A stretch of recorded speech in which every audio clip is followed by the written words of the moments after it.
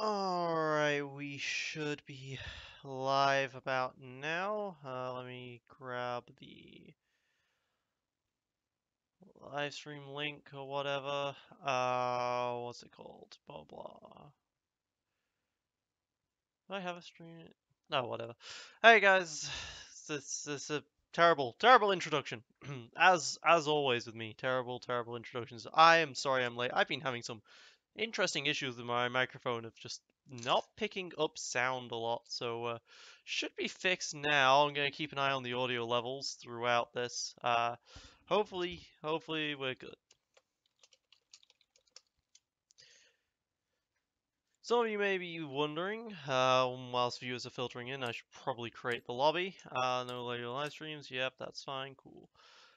Some of you may be wondering why I'm streaming today. It's Saturday rather than a Friday. Well, the Double Blanks Gaming guys were doing a live stream on Friday at the exact same time I wanted to stream, where they do their 1 year anniversary. So, you know, I figured I'd let them take the stream for that night. Uh, but we are here on Saturday and we are going to play some games with the same decks as always. The same Akbar, Ayla, Padawan, the same Yoda, Ezra, Rookie Pilot, and maybe some Talzin thrown in, as you'd expect, because Worlds is literally, well, it's almost 2 weeks from now. It's slightly less than that. And that's scary, because I've definitely not ever done nearly enough reps with my decks to be confident. I still don't know which one I'm going to play. We're all good on that front. I do have the cards that I need at this point. I've had some people say that they were going to lend me the last bit that I would need, the ancient lightsabers particularly, so we should be good on that front. So I will be ready to give it my all at Worlds. We'll see. Here's hoping that we win. Here's hoping that we win. Just gonna wait for people to turn up now. Did I ever fix it so that my Thrawn Talzin does not contain the Kylo Rens? Or which, yeah, it contains the First Order troop. First Order TIE Fighter instead, so that's good. Yeah, so we have our first opponent, a PV Grua. Okay, PV Grua. We'll see how this goes. There are definitely a lot of decks that I still definitely need to practice against. Yoda Hondos and vehicles. No one ever plays vehicles on TTS, it feels like. I don't know what I want to do for against vehicles. Vehicles, I think, is going to see a lot of play. Maybe not as much as Ray Ayler at this point, but it's still going to see a lot of play. And I don't know how. I don't know how good my decks are against it. I really don't know how good I am against vehicles. Yoda Hondo, this deck should do really well against Yoda Hondo, but I don't think my Akbar Elo Padawan does great against Hondo. Not so. Yeah, I would definitely agree with myself there, in that I really think the Yoda Hondo would be pretty good there. But I don't know. Some people say that Yoda Hondo is going to see a lot of play, but I never really see it in TTS. So I don't know whether or not how much I need to prepare for that. He's got 3 separate dice rollers. They're always called dice ruler. I don't know why, but yep. I don't know. And speaking of the devil, he is actually playing vehicles. Well, would you look at that? Okay. All right then. All right, let's draw. We've got.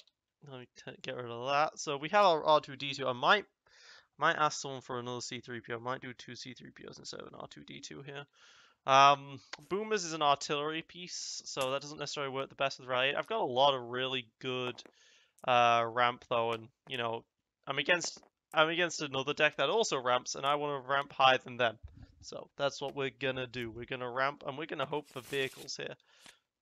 No, we didn't get a vehicle. We got a C3PO. So we are going to ramp like crazy for this first turn, and then hopefully we'll do, and hopefully we'll be able to transition that into turn 2. Just play all of our things. Let me get rid of the hood a bit here. There we go. There we go.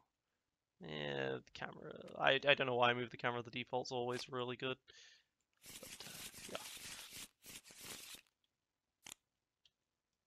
The most terrifying thing about this deck is that the character dice alone can put out 10 damage, which is kind of ridiculous. If Rose rolls those double two indirects, things get ridiculous really fast.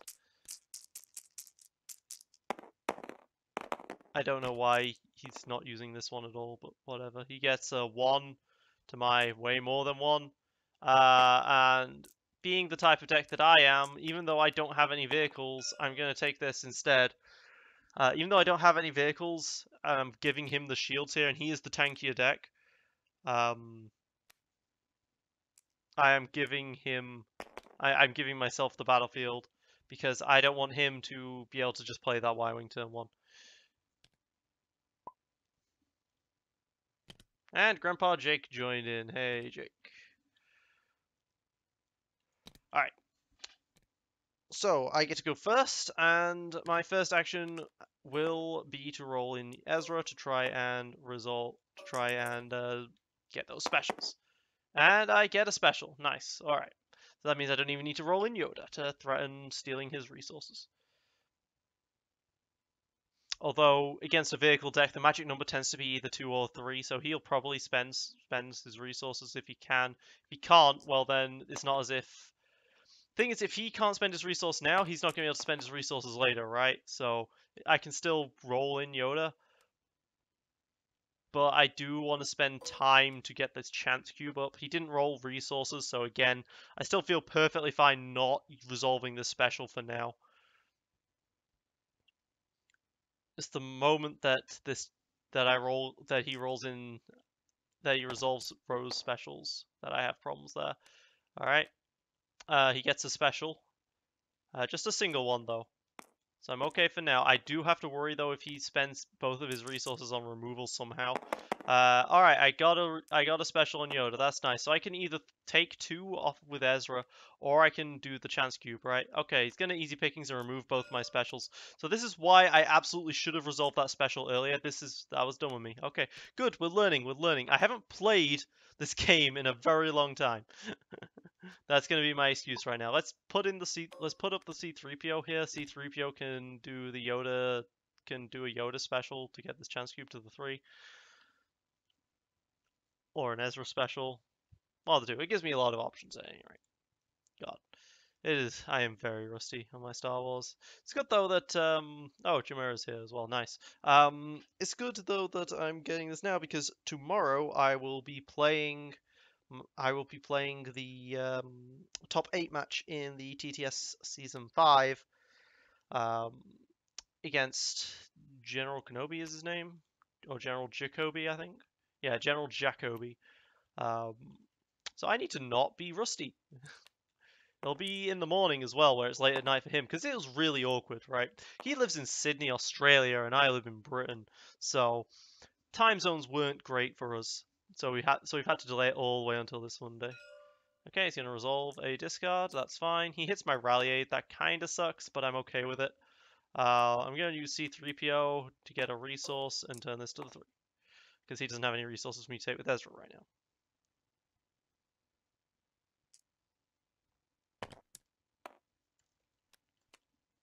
Alright, he gets Disrupt. Alright. I guess it is quicker to actually do this dice stuff sometimes. Because he can just go beep, whilst he's activating stuff. So, okay, he removes one of my resources. That's fine, because I still have the Runaway Boomers for 3. I won't be able to resolve the Runaway Boomers the power action, but that's fine by me. And he's still got a long time before he gets to end his turn for now. I rolled a 3 indirect as well, so that's good. Rolling hot already. He's just going to put all this damage he can onto the rookie pilot. Makes sense. +2 on the pilot as well. That's not great. I might be a bit greedy here. Maybe I should just resolve the 3 indirect, and then I can threaten to claim the battlefield, saving some resources next turn. But it looks like he's going to play something like a C3PO or something. Rally Aid, okay. Alright, I'll resolve the 3 indirect now whilst I can. Let's see where he puts the damage. Does he just split it 1 to everyone? Alright. That's fair. What's his rally aid gonna give him then? Does he have 2 vehicles? Does he have like a double snow speeder or something? No? He's gonna resolve the resource first so that he can actually resolve it. Right, that makes sense. Alright, I'm gonna discard and I'm gonna reroll both of these because there is a 2 in 6 chance I get something off the pilot, and I don't get anything off the Ezra either. That sucks. That was a pretty good chance I could get anything off of anyone there, but I didn't get it. So I think he's got a snow speeder and a... Okay, he's got a fang fighter. Alright. And that fang fighter has ambush. So he gets to then roll out.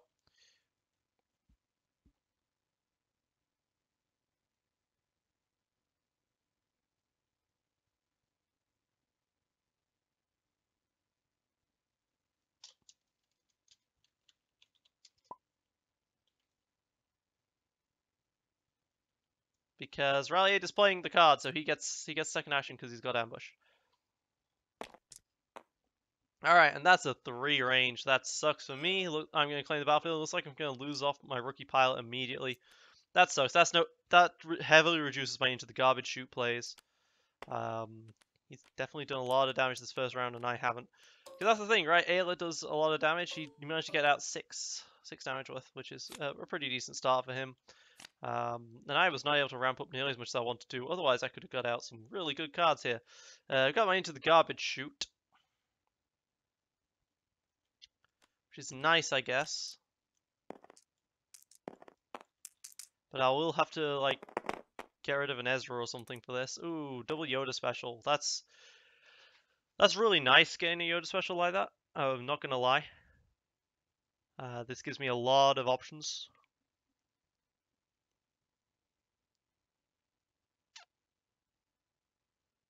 Resource-wise, I can play... I do have, of course, the Weapons Factory. Question... If he Gods rolls, I can into the garbage chute, but generally would I want to into the garbage chute things? Wow, double resource, okay. I think I do actually roll out Ezra just to threaten stealing his resources, even though he's got resources already stored up in terms of Rally Aid and Tag Team. So getting more resources from him might not be that amazing, versus like not having removal at all. But he can roll in his stuff one at a time. The thing is, he can do one at a time his vehicles here, so I think I need to play smart here. And I got an Ezra special, nice. So I have 3 specials on the board right now. So I can do a double Ezra special and turn this to the 3, which is some really, well, not pretty, but really good resource generation. Disrupt and discard. Alright, cool. So, this is where I do Yoda to get a resource and flip. Then I do double Ezra's to steal 2 resources off of him. And then I do a final resource and flip to the 3. And that'll be 8 resources, and I will be spending all of those resources. Okay, pin down. Removes my 3. Alright, that's... Okay, he doesn't remove my 3. He doesn't have the resources for it. Of course, Ezra. It's really good. Means I will be able to resolve this chance cube just fine.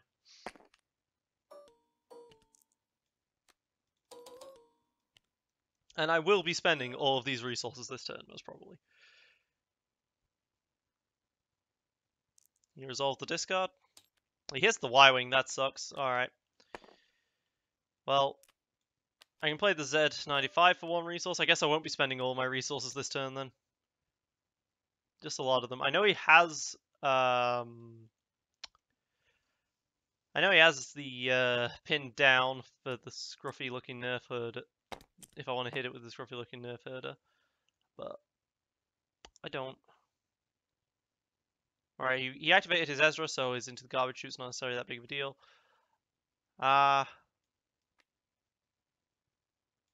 He hasn't played any vehicles or anything though, which really surprises me.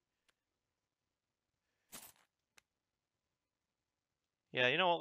Let's play my Scruffy. Let's say support here. He might not have one though.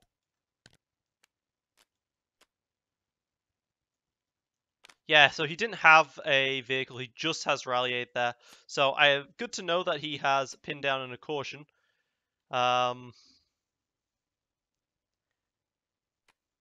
But what's he gonna call? If he calls a support, I've got problems because I won't be able to play my Boombas.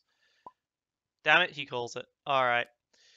That's a problem because my everything is bad right now. He's hit both the Y-Wing and the Boomers from my hand. I'm actually running out of vehicles in this deck right now. I'm actually running out of vehicles. Because he's hit both of these. Alright, caution. He's going to remove to get 3 shields on someone.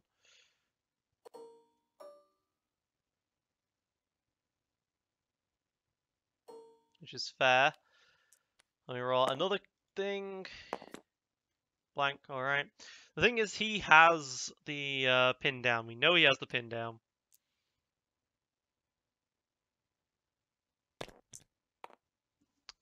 And that's a discard. So if he resolves it as a discard, I'm kind of okay with that. Because then that means he's not... because then that means that's not being resolved as damage. But I'm getting milled somehow. Alright, I'm going to use the power action on the runaway Boombas because I have plenty of money. And I have the C-3PO focus to turn to the 3 indirect if he removes one of my dice. So he removes the C-3PO dice. Okay. Doing that though does give me the tempo to claim if he's not going to resolve that disrupt against me. Okay, so I keep my resources there from that disrupt. Alright. But in exchange, he has the battlefield now, so he's going to be able to play his vehicles and stuff now. I did not get a lot done that turn because I lost all of my vehicles. I got double easy pickings drawn. We'll see if that's effective. I think I want to just toss this rally aid at this point. I have plenty of money, and I just don't have any way of spending it. The problem, if I had that other runaway Boombas, I could spend a lot of money really fast and do a lot of damage. Okay, well that's double melee. Beautiful easy pickings target right there. Absolutely amazing. Absolutely amazing. That's 4 resource. That's 4 damage I get rid of. Beautiful. Okay, that is not as amazing. If that was double special, that would have been incredible. But it's fine. Alright. Might use this chance cube as like damage or something from the C-3PO even. But then again, I've got plenty of money. Alright, he hits my other easy pickings, that kinda sucks. I should roll in Ezra first actually, because I should be threatening with the specials to remove his resources. I actually just rolled 2 resources myself. I have so many resources though. I really don't need more resources. Also, tap your characters.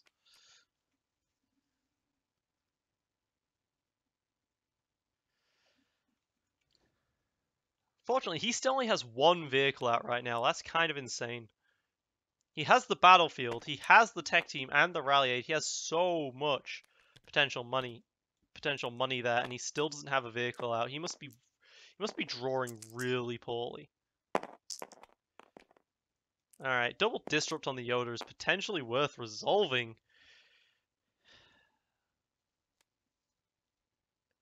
Vandalize. Just gonna remove the chance cube after I've paid for it. Makes sense. Alright. Disrupt not necessarily worth resolving anymore. Roll in the C-3PO. Get a discard side. It's okay. Could be better. I kind of just don't have anything with these dice right now. I'm gonna have to go for a reroll at some point.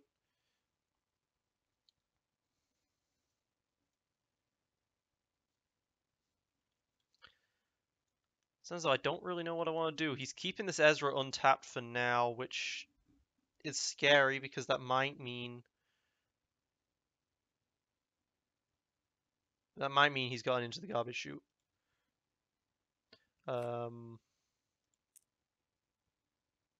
He's gonna reroll. Okay. He really doesn't have anything right now. Either that or he's wanting to get maximum value out of the rally aid and tech team. Oh, I'm sorry, David. Yeah, no, of course I will be recording the top 8 match. There's no way I'm not. Blank. Okay. He's gonna be able to resolve another discard. He's rolling discards like crazy on this Rose. Like, he's milling me very effectively. And he still hasn't activated this Ezra for the into the garbage chute play, which worries me greatly. Dealing 2 damage to my Ezra? Alright. You know, I'm actually going to disrupt one. I'm going to remove one of his resources here. If he's got a vehicle, it's going to be very difficult. He's still got Rally Aid and Tag Team to just get out a Wire Wing or whatever. But now he can't into the garbage chute. So for that reason, he's going to activate the Ezra now. And I still have a reroll using this hidden motive. But man, I've not done any damage.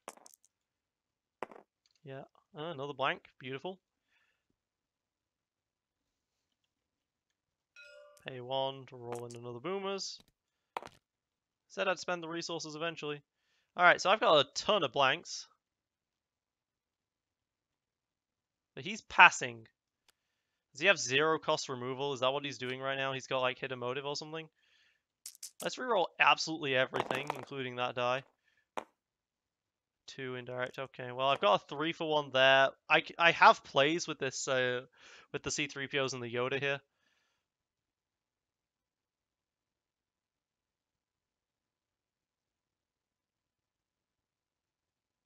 Because I can use this to spend this to flip this to the 3, flip this to the 3, and flip that to the +2, if I really had to. He can play the caution if he wants. Nope, okay. Does not play the caution. Interesting. Not at all interesting. But it, actually, yeah, let's do this. Let's do the Yoda. Let's get another resource, even though I have way too many and should probably take in shield instead, and flip that to the 3 indirect. I can then use the C3PO to flip on this 3 indirect, turn this to the 3, and this to the 2, and this to the 2. And then I'm doing a good 8 damage this round. Oh. See, now he just got a disrupt, which means that my plan of going 3-2-2 isn't going to work because they... Oh wait, no, I've still got another resource. This is all of my money.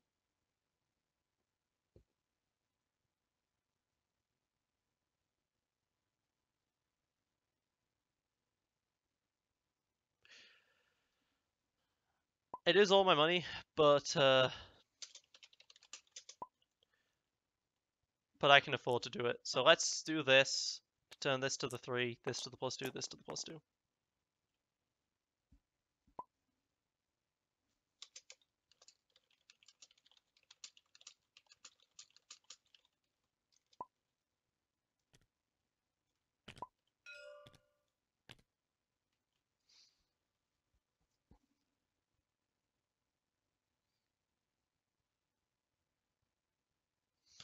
Alright, so this can do a lot of damage. I can kill off the Rose, which will be big because he hasn't played any of his HWKs yet. That's one of the real worries with this deck, is that I don't use HWKs like that deck does, and so that deck can output a ton more damage than I can, especially since he can already put out a ton of damage.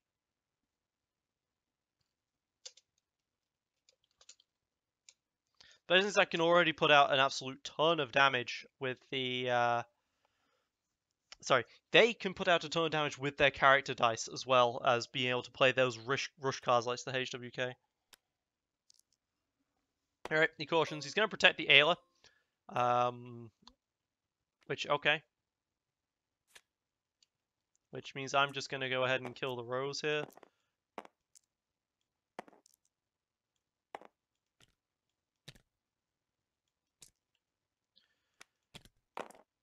Boom, there we go.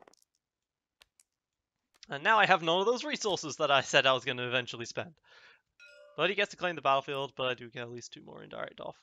And that makes this match so much more playable now. Somehow he hasn't drawn vehicles at all, but he's managed to remove all the vehicles from my hand. Alright, flanking maneuvers could be very powerful if I get all the resources for it. If everything falls perfectly, but I don't have removal in this hand, which if he plays like a Y-Wing, I might have problems with that. If I can get the chance cube, if I can use my Ezra very effectively, I might be able to play the airspeed R2-D2 and get a flanking maneuver out, which would be huge. 6 or 7 damage flanking would be the game. Alright, he plays another Fang Fighter.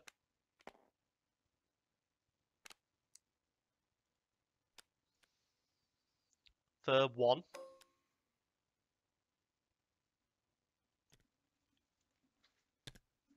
But now he's starting to get his damage going. I may not have the... If I'm doing the flanking play, I may not have the money for the Z95s. That's the awkward part. It's ambush. You keep forgetting, but Fang Fighters are ambush.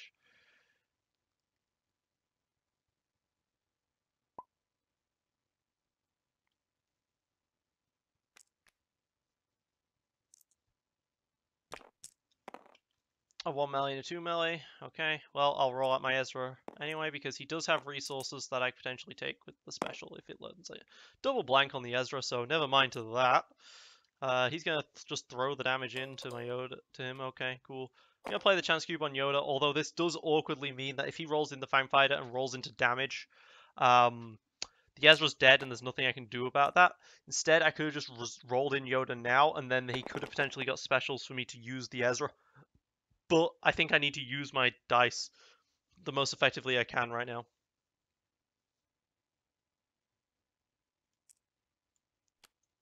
I'm going to move the die back onto his card because I don't think he wanted it over there. Okay, it does not roll damage. We're good. Alright, spend a resource, roll in. I think he still has that pinned down, though, for the chance cube. Chance cube naturally rolls 3, though, so I don't have to even spend anything with the Yoda on it. Which is nice, but let's remember that I have to get a lot of resources here to make things work. So yeah, gonna use Yoda to get a resource and turn to a special to get a resource and turn to a special to steal a resource. Boom. Okay, good. Resource generated. And with this, I can afford to flanking with the runaway boomers and stuff.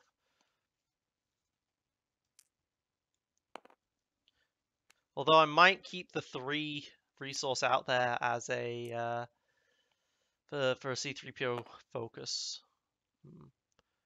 Alright, he's going to discard a flanking. He really does not have vehicles out. Doesn't get anything. Perfect. Gotta remember he still has into the garbage chute though. Gotta be careful of that. Gotta be very wary of that. Ooh, I could use this C-3PO, this chance cube to remove all of the cards from his hand.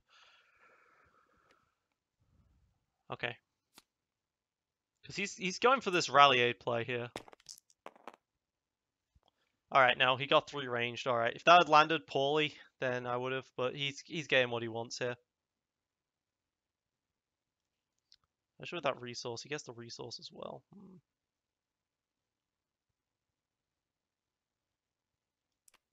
It's gonna be a long turn for me. See me kills off the Ezra here. Yep, Ezra go bye-bye.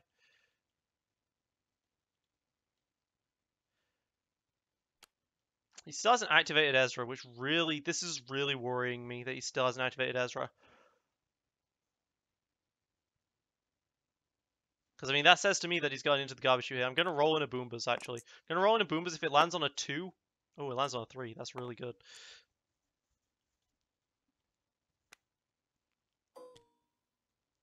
Do I let him play his card with the Rally Aid in order to go for this, like, super powerful flanking play? I think I do. I think I let him go. I think I let him do what he wants.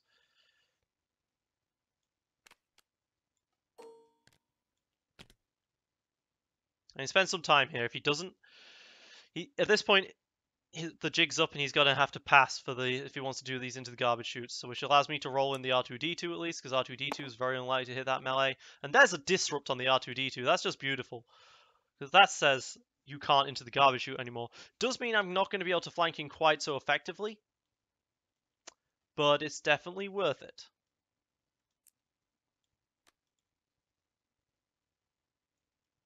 Of course, if R2-D2 had rolled a special, oh no, the Ezra doesn't exist anymore. But he doesn't have anything anymore, really, so he's going to probably roll in the Ezra at this point. And I have a lot of damage threatening. Yeah, keep passing. Okay, does he have like a hidden motive as the other card? So I'm expecting it to be a vehicle, but it might not be. Oh, if he has double into the garbage chute, he can rally aid still. He can rally aid to play into the garbage chute still. That is a thing he can do. Which at that point is like, well, I might want to resolve this double discard.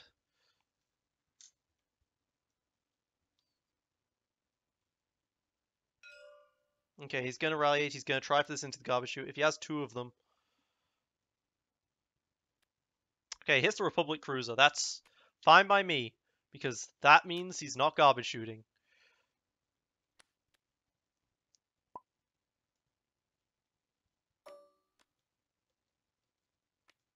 And that means I can roll out the Headhunter. And now I have 5 dice out for flanking.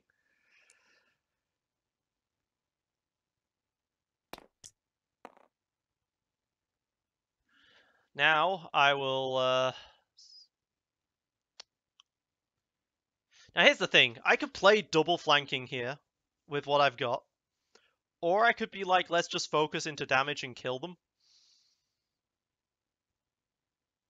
Because I have to spend 2 resources on actually resolving these Z95s. You know, I'm gonna go all out. Because I don't have a lot of opportunities to just go all out with a double flanking on 6 dice. You can get 2 shields on Ayla, which would put her at 12 health, which is perfect for my double flanking. Which is kind of funny. Puts it on double. Puts one on Ezra, one on Ayla. Okay, cool. Activate Boombas. Come on, Boombas. Roll me some good die. Blank, okay. But now I have 6.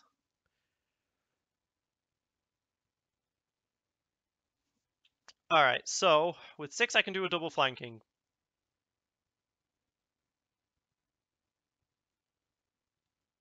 But then if I do a double... But like... Spending 2 resources for 5 damage versus 2 resources for 6 damage, but it's also my card, you know?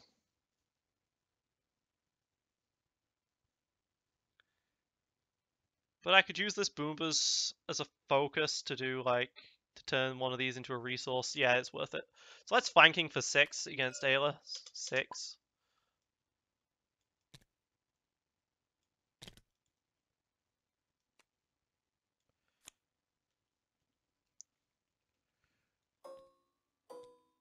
There we go. And she's now on 5 health.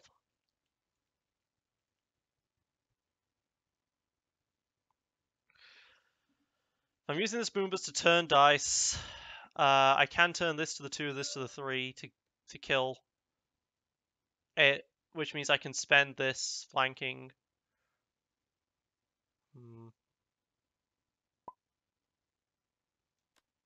I can't kill this turn, right? What I can do here is 3, 6. 3, 6, 7, 8, 9, 10. And he's got like 13 health. Yeah, this flanking is just the most cost-efficient thing to do. I overkill Ayla by 1 with this, though. Is there a way to then kill Ayla after that? I can resolve C-3PO's... I can resolve resources. Yeah, I can kill Ayla after that, so I can flanking for 6 to Ezra here. Double flanking! Ah, it feels so good to double flank. It feels so good! This card never comes into play, but it feels so good. You can still activate Ezra, by the way. You can still activate Ezra, by the way. Because you never did activate Ezra.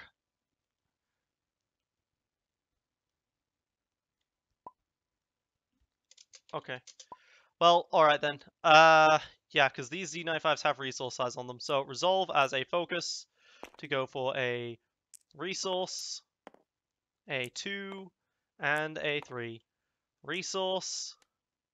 Boom. Oh yeah, I do kill this turn. What am I talking about? Boom to kill Ayla.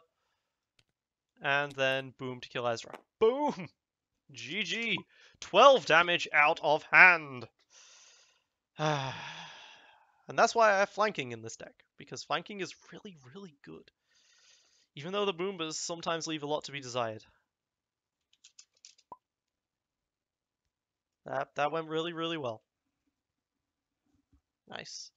So I feel like I just won that game purely by luck. He did not draw his vehicles at all. At all. So I managed to just win. Mostly through luck, I feel. He never really disrupted my play as much. I managed to take a lot of resources off of him. He did a lot of damage to me at the same time.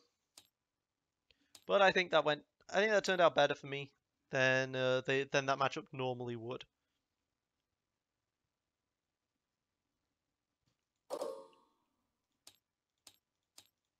All right then, let's play the same thing.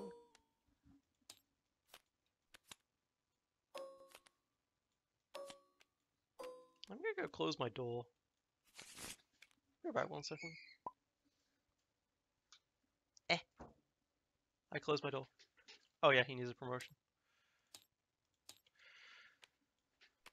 Because guys, ooh, new news. I've had someone's moved in downstairs finally. It was an empty place for a long time, and now someone has finally moved in. So I've actually got to deal a little with my volume. I realize I've been yelling. I should not be yelling.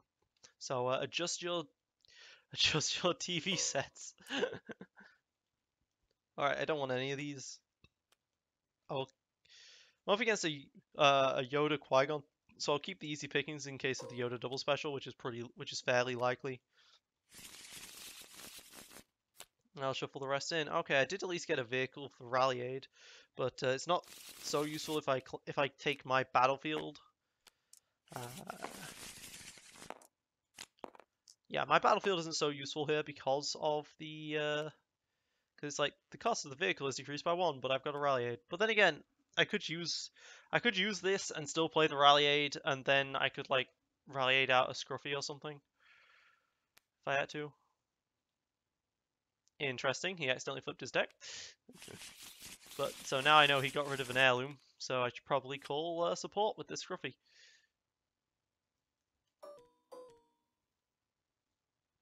Not support. What am I talking about? Upgrade.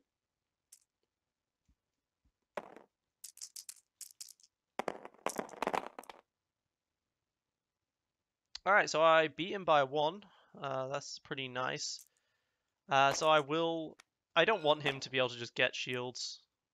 So I'm giving him 2 shields right now because I understand the hypocrisy of that. Let's play Scruffy. Let's see how this is going to turn out. Let's say upgrade. We'll see what's going to happen here. See if he has any way of spending his resources immediately. And he has the 1 upgrade there. So he can double binds here, and then I can't take his resources with Ezra, which does suck. But hey, this is why you potentially keep more than 1 upgrade in your hand at the start. Like Heirloom's a good card decky, especially when you've got Yoda. But I guess he drew the double binds and was like, you know, I don't need to have more than 1 upgrade right now because I'm going to play double binds. And I would like to spend the last 2 slots to potentially get removal. He got 1 piece of removal.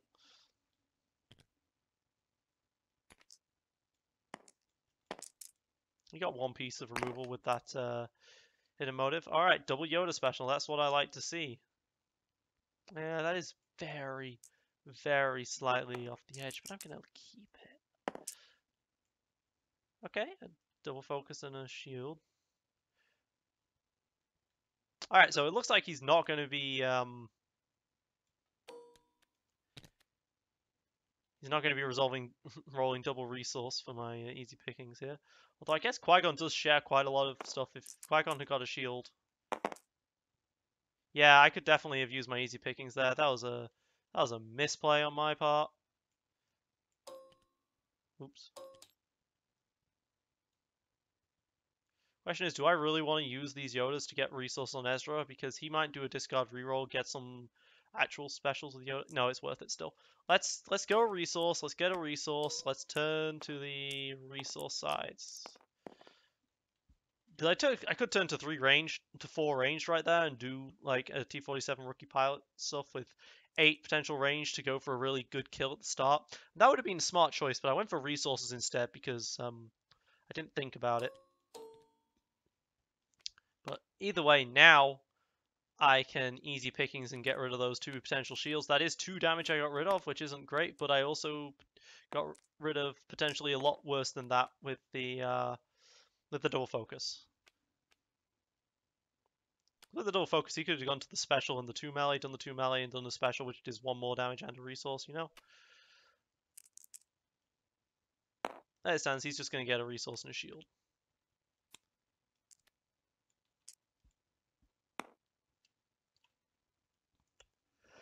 Get a discard, which allows me to discard the hidden motive if I want to. If I want to. I don't think I do. Get a shield instead. Great. Toby, if you're Tobbs, then yes, absolutely you can get next game. Gonna start passing. That's fine by me. I'm gonna take some resources then. He doesn't want me to roll damage. Okay. Well, then I will play the Rally Aid because I can, and I will discard to reroll. See if I can just get that 4 cheeky damage. Nope, I got the exact same thing as last time. Well, I'll shield up Ezra for 1 then.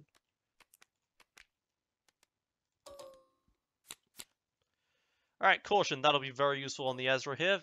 Tends to be that this deck of theirs doesn't run... Well, it runs a handcrafted light bow, which might be really useful for shields. Now he's going to start ramping like crazy with those binds. But he spent 2 turns to play binds that he didn't get to use, so the binds at this point have only paid for themselves. Gonna roll out the Ezra immediately because threaten the specials. Remove. Okay, never mind. They did roll double resource though, which is really good. Alright, let's roll in some Yoda here. Got another Rally Aid as well. This is just a really good hand. They got another special. Nice. So I will be able to special to steal off of him potentially here. Alright, with that 4-speed special, he can roll in Qui-Gon and do some mad potential damage here. So I better use the Yoda stuff whilst I can here. Let's Yoda. Let's turn a die, get a resource. Let's Yoda. Let's turn a die and get a resource, and then let's resolve to get a resource. I was thinking of using a shield and of taking a shield instead, and then resolving just 2 resources. And that might have been a better choice. Because the problem is, I'm going to get damaged quite severely here. He's not using... Okay, there he is. I was going to say he's not using the other Yoda special here. So now he's 4-speeded, so this is going to be his first action. Does he kill the Ezra? Not quite. He got a pretty poor roll there. But he can concentrate. To turn 2 dice. Spend 1 resource and turn 2 dice. So he's got a lot of damage here, and there's nothing I can really do about that. So let's use this Ezra die as a caution right now.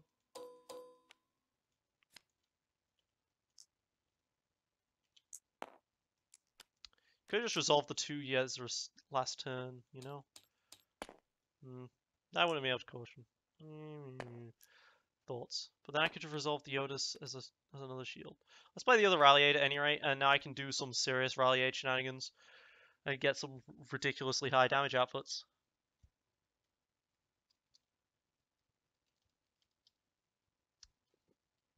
It passes alright. Problem with people having this automated HUD this automated pass button is I have to turn the hood on. The other rally aid for the Y-Wing.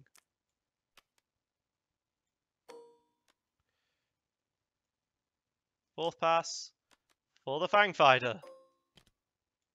I spent 3 on the Fang Fighter, 1 on the Y-Wing. Alright, and let's roll out.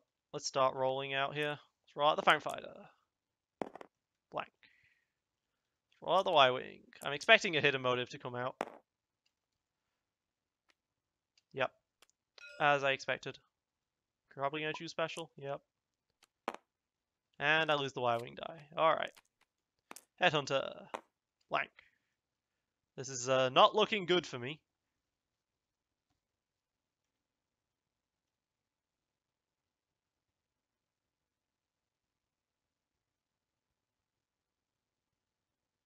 It's not looking good for me at all. But maybe I can get that special on the T-47, which will allow me to draw some cards and do still more stuff. I don't know. But it's your go. Yep. You want to just claim and end your turns, or what do you want to do?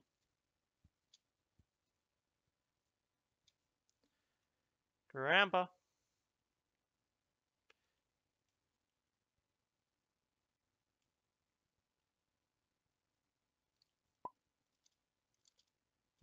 No, it isn't.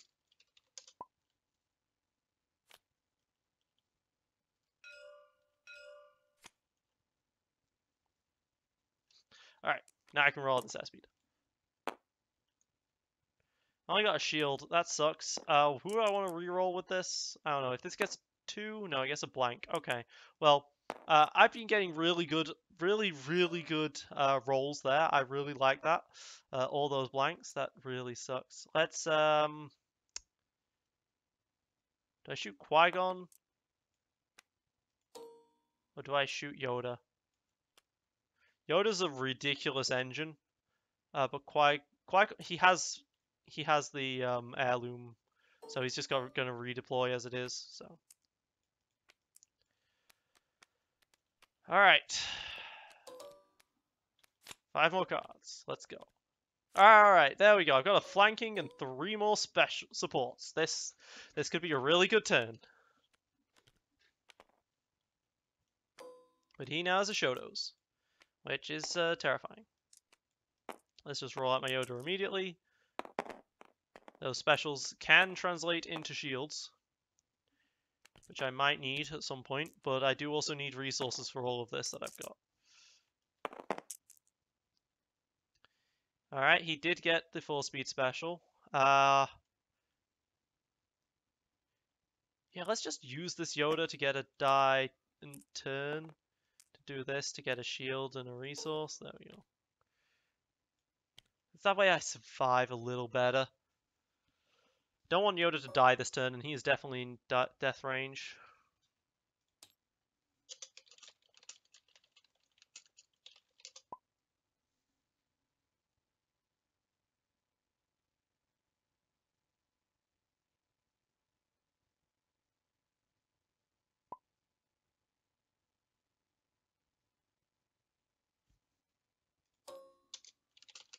I forgot about my airspeeder. Good reminder. 12 health is not easily killable. I mean, he could just use the Shoto's ability itself instead of using the Shoto's on the Qui-Gon to do it. Oh, well, maybe he did. I don't know.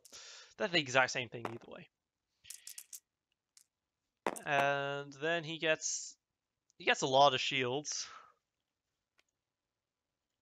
And he's going to Synchronicity. Alright. Actually, it might be possible for him to do the damage to kill me this round. So I think for that reason, I am going to hit a motive and call melee.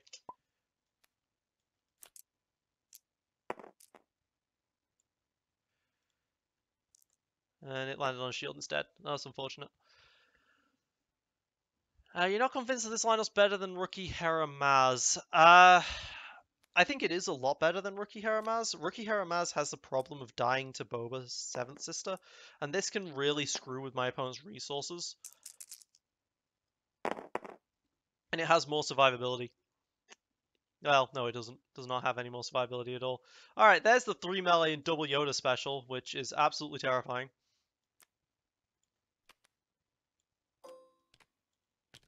The thing is, I'm not sure if this is better than, like, the Ayla Rose Ezra. It's one of my problems here.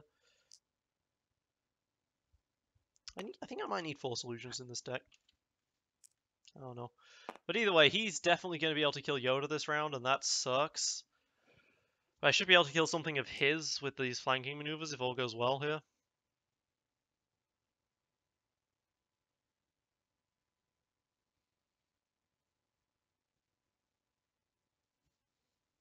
Alright, no, he's attacking the Rebel pilot. Interesting. And he still has 2 resources in hand. Two cards in hand, I should say, and 2 resources to use them with. Which I've got to be aware of. He might have a good guard play up his sleeve or something. Okay, so he's going to start killing the pilot, which makes sense.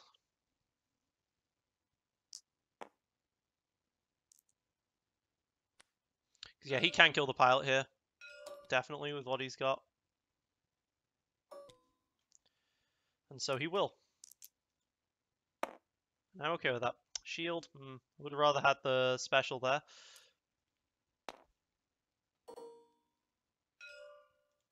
Alright. He's going to take a shield. He's going to take another shield, which kills. And then he's going to take the 2 shields probably for the Yoda. And he is going to be tanked up to high heaven. And with those 3 resources on the available to remove my dice, it's scary. Gonna remove the Y-Wing die. Okay. Let's get another Y-Wing out then. Sure. I have so much ramp, but he's able to just deal with what I've got right now. Force Illusion. Alright. Cool. And it'll probably be me to do whatever I want from now on. Fortunately, Force Illusion with the flanking, not necessarily the best for me. Speeder rolls into Special, which is interesting. More vehicles, potentially.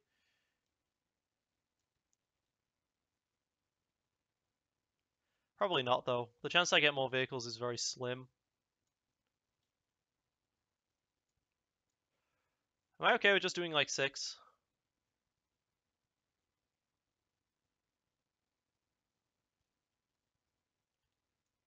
Flying him for 6 instead. I think I am okay with that. I'm not going to rally the Z95. I'm going to just play the Z95 instead, because that guarantees the resource. I can use the flanking to its optimal effect, because I can still rally on the flanking for 6.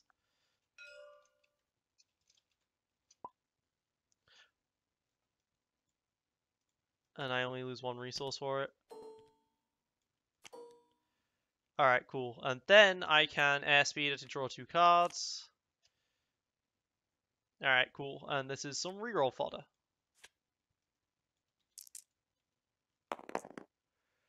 Alright, there we go. A special on the what do you call it? The R2-D2. So, I mean, the Yoda was dead anyway, but now he's super dead. And I'm okay with that. So let's Chance Cube. Let's play the Chance Cube outright, rather than use it as another thing. Well, I should have perhaps waited, because I get to draw a card with the R2-D2. And turn this to the 3. There we go. Into the garbage chute. Okay, that'll be very effective. So yeah, let's just do my damage here. Let's do it like this, so that he can't Force Illusion optimally. And get rid of 3. He has to get rid of a 2 or a 1. But I mean, he can just wait until the next turn. Alright, and that die goes there, and this die goes there. So he's just going to Force Illusion a 2. That's good for me. Although, that does mean, of course, he does get to just activate Shotos and gets his shield back if he wants. Alright, so 1 character versus 1 character left. Bit awkward for both sides. There's my C-3PO, though. That'll be very helpful. Puts down Shotos, okay. Could be very, very scary. But I can Scruffy here and get rid of an event to get rid of some of his removal.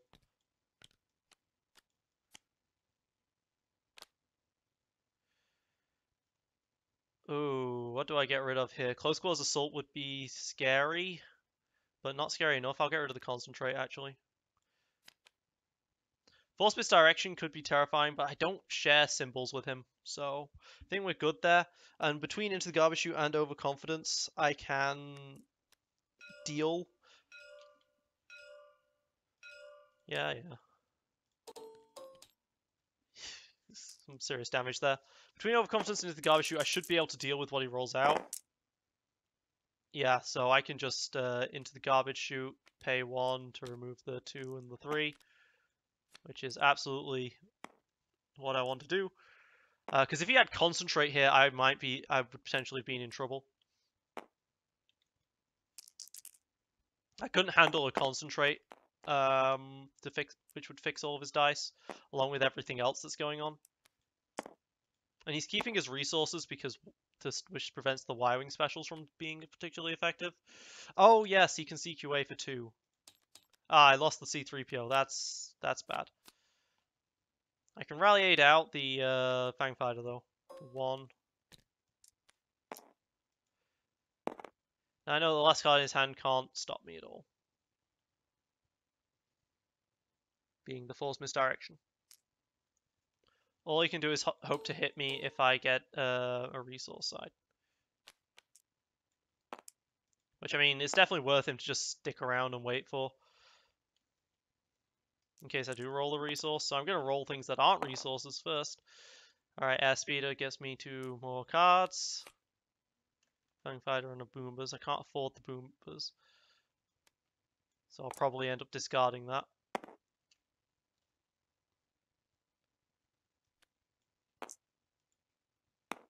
I never activated this Headhunter. Did I? Yeah, I never activated the Headhunter. Don't know why it was still tapped. Alright, he's still not rolled of resources. Special on the Y-Wing. Okay. Cool. So this is where I discard the Boombas. And I re-roll this, and this, and this, and this. And I get damage! Nice! Some good damage to hit. At this point, because a 2 disrupt here is basically 2 damage because he can use it on the Y-Wing. Y-Wing special is going to do 2 damage instead of 1. So yeah, let's then rally aid again and get out that last Airspeeder. Oh, I have so much stuff. Good, I like it. Not going to be able to use this 2 for a resource though. So let's draw 2 more cards. That's a flanking. If only had the resources for it. Only had the resources for flanking.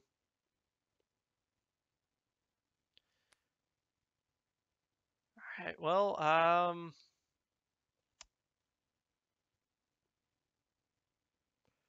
guess I'd be re-rolling the Z95s. So yeah, let's discard the chance cube, re-roll the Z95s. So I'm tempted to save the flanking for the next round.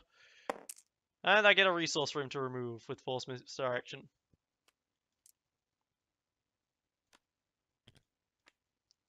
But activating Force Misdirection on its own does cost him a hit point, basically, because that was resources that he would have spent onto the Y-Wing special.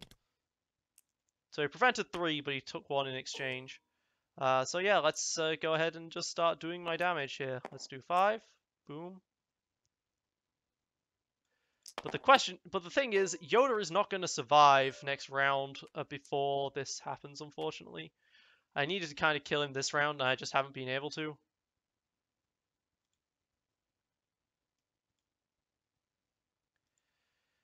So yeah, it's Y-Wing special. 3. Yep, 1 more. And yeah, there we go. If I can somehow survive this, then I've won. But surviving this is going to be very hard with this Shotos and stuff. The other Into the Garbage Chute is now here. which could be very helpful. Which will be very helpful, I'm sure.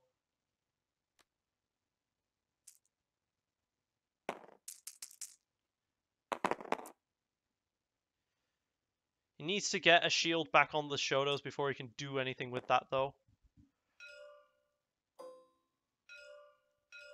He's gonna do the damage. Alright. He's gonna do the damage.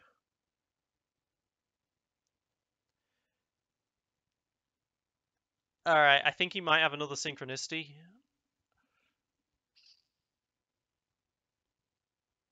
Which would definitely be a problem. So do I want to garbage those 2 dice even though they're not amazing? Because he's going to be able to reroll things. But this way I prevent this potential Synchronicity play. There's a small chance I can prevent Synchronicity with this. So let's do that.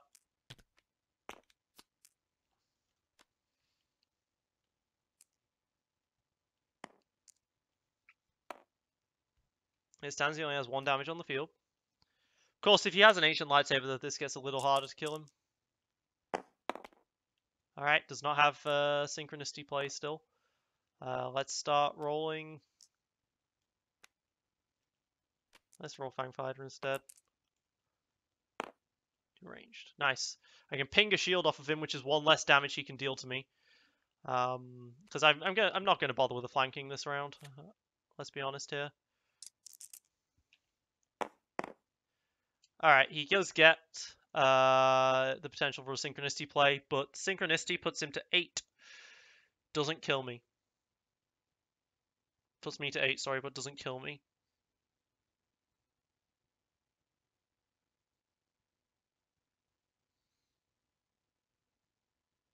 If I hit a motive, though, and I hit it, then he's not killing me this round. Unless he rerolls into melee. Alright, I think I need to ping it so that I take 1 less damage if he resolves shields. Synchronicity is coming, yep. There we go. But he doesn't kill me yet. Yet.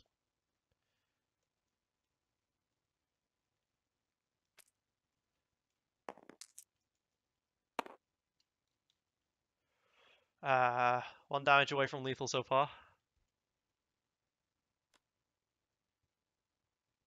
This guy in the Ancient, which definitely could have kept him alive, he's going for a reroll here. I've got to hope. I've got to hope quite a bit here that he's not going to roll into that melee. He doesn't roll well. He does not roll well. We are good there. We are good there. Let's roll in the Z95, and this will, if this roll lands on damage, it will give me tempo to kill him, and he's going to have to respond now. He's going to have to respond now, and if it might be to take that shield. If he takes the shield, he basically is lost.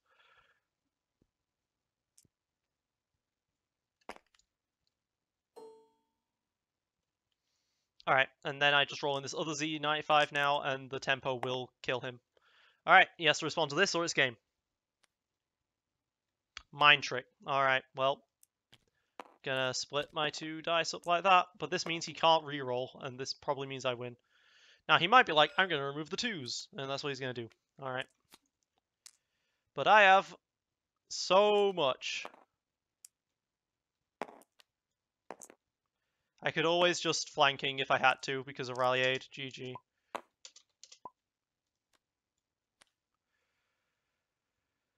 Whew, I just barely survived that with the into the garbage chute. And that's how you defeat a Qui-Gon with double Shotos and an heirloom. My god. Just get lucky. Flanking was a godsend there. Very helpful. And these Rally Aid, but these Rally Aids, man. Rally Aid is so damn good.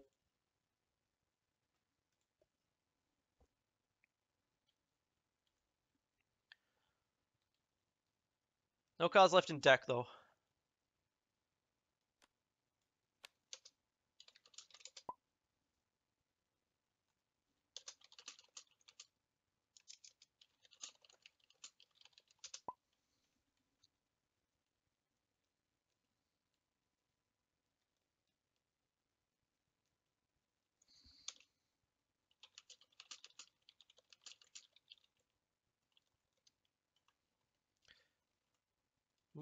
That's the link to the thing. Yeah, no, he had to reroll the Shotos because leaving it on plus like that was not going to be working with the hidden motive. So he didn't play poorly. Definitely didn't play poorly. I just got pretty lucky at the end that he didn't manage to roll enough damage. The garbage chute and stuff. I was hoping to stop the synchronicity plays completely, but of course he eventually rolled into him. Which, I mean, it's going to be very difficult to stop that. I did not want to spend the hidden motive, though, on preventing a potential synchronicity play when he still had rerolls in the hand. Alright, Tobes, you're up. And I guess I'll put you to the colour because you're not doing it yourself.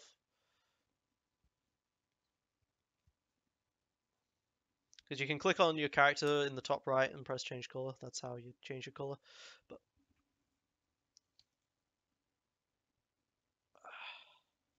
alright. I think generally I'm going to be in a pretty good situation against a Yoda Qui-Gon. The deck has enough ramp in it, and you can out-ramp a Qui-Gon Yoda quite effectively. They can sustain, but their sustain is not good enough to deal with your ramp. They're definitely a mid-range. They're a mid-range deck that loses to control or heavy ramp. Generally ramp. There isn't much of a control. If you're looking at it from the Magic the Gathering standpoint, Magic the Gathering has Rush defeats mid-range. Rush defeats control. Sorry, aggro defeats control, which defeats mid-range, which defeats aggro. That sort of cycle. And it's a similar thing in some ways to Destiny. Now, it did not used to be because we didn't have a mid-range. But now with the Qui-Gon Yodas and the Ayla Rays and, well, pretty much all of my decks have always been mid-range. We've got it. Alright.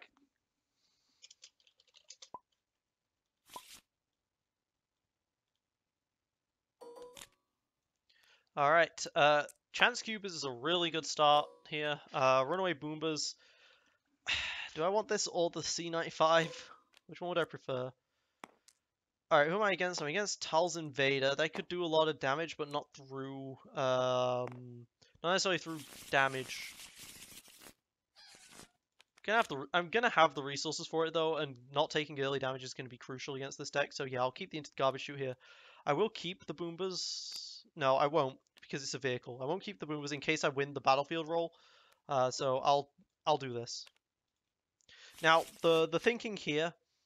Flanking start, not good. The thinking here is that Vader decks, Vader 2s like this, they tend to run out of steam. They tend to do a lot of low cost mitigation, and instead of having upgrades to ramp into. So he's gonna take his battlefield, which of course is the Emperor's Throne Room, which does give me shields at least.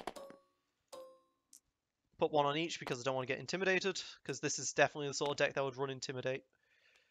I can never keep... They do run Sith Holocrons though, in terms... The thing is, Sith Holocrons didn't used to be damage... Didn't used to give much damage upgrades, but now we do have damage upgrades in the form of Force Waves.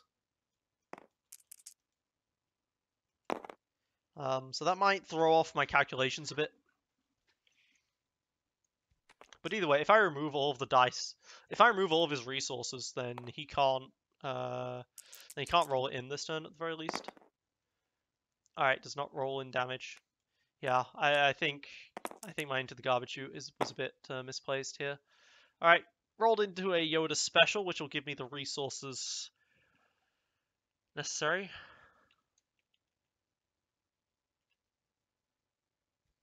I have a Chance Cube and I didn't play it. I went on autopilot and I did not play my Chance Cube. That was so dumb of me.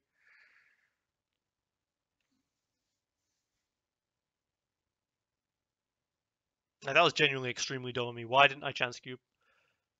I'm gonna have to choose now whether I want to Chance Cube or Into the Garbage Chute on the rookie pilot. And that's gonna suck because next round I'm not really gonna be able to Into the Garbage Chute either.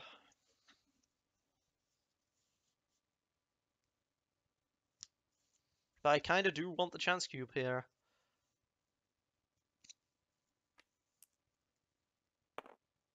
I mean, I've got the Yoda specials for it.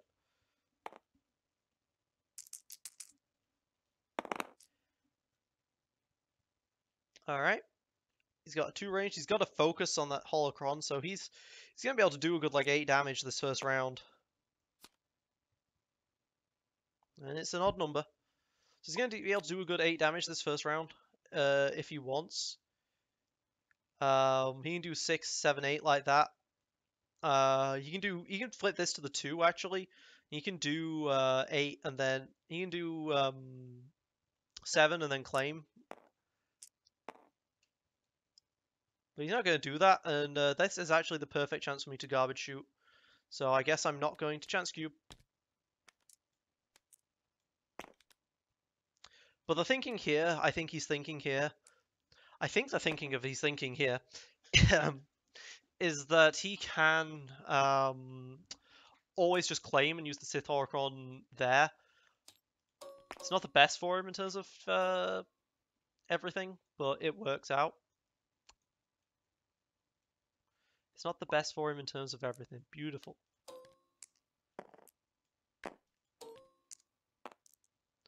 I'll just start taking resources like crazy now. But yeah, it's not the most efficient in terms of the amount of dice you use. He won't be able to use his like Force Wave or whatever this round.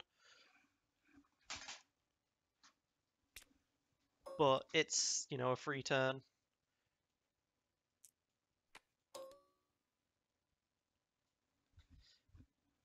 He can still play his Force Misdirections and stuff, I guess, if he wants to. Alright, that was a 4-star. He's going to discard and reroll, see if he can get that Sith Holocron to just do it naturally.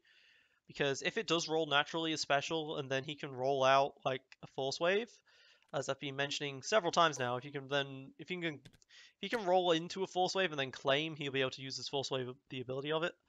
So it's worth it for him to discard to reroll to try for that, potentially. But the worry there is that I could always just rolled out the T-47. Okay, it's a Force Push, not a Force Wave. Good to know. Could always have rolled out T-47 and then claimed with that, which wouldn't have been great for him.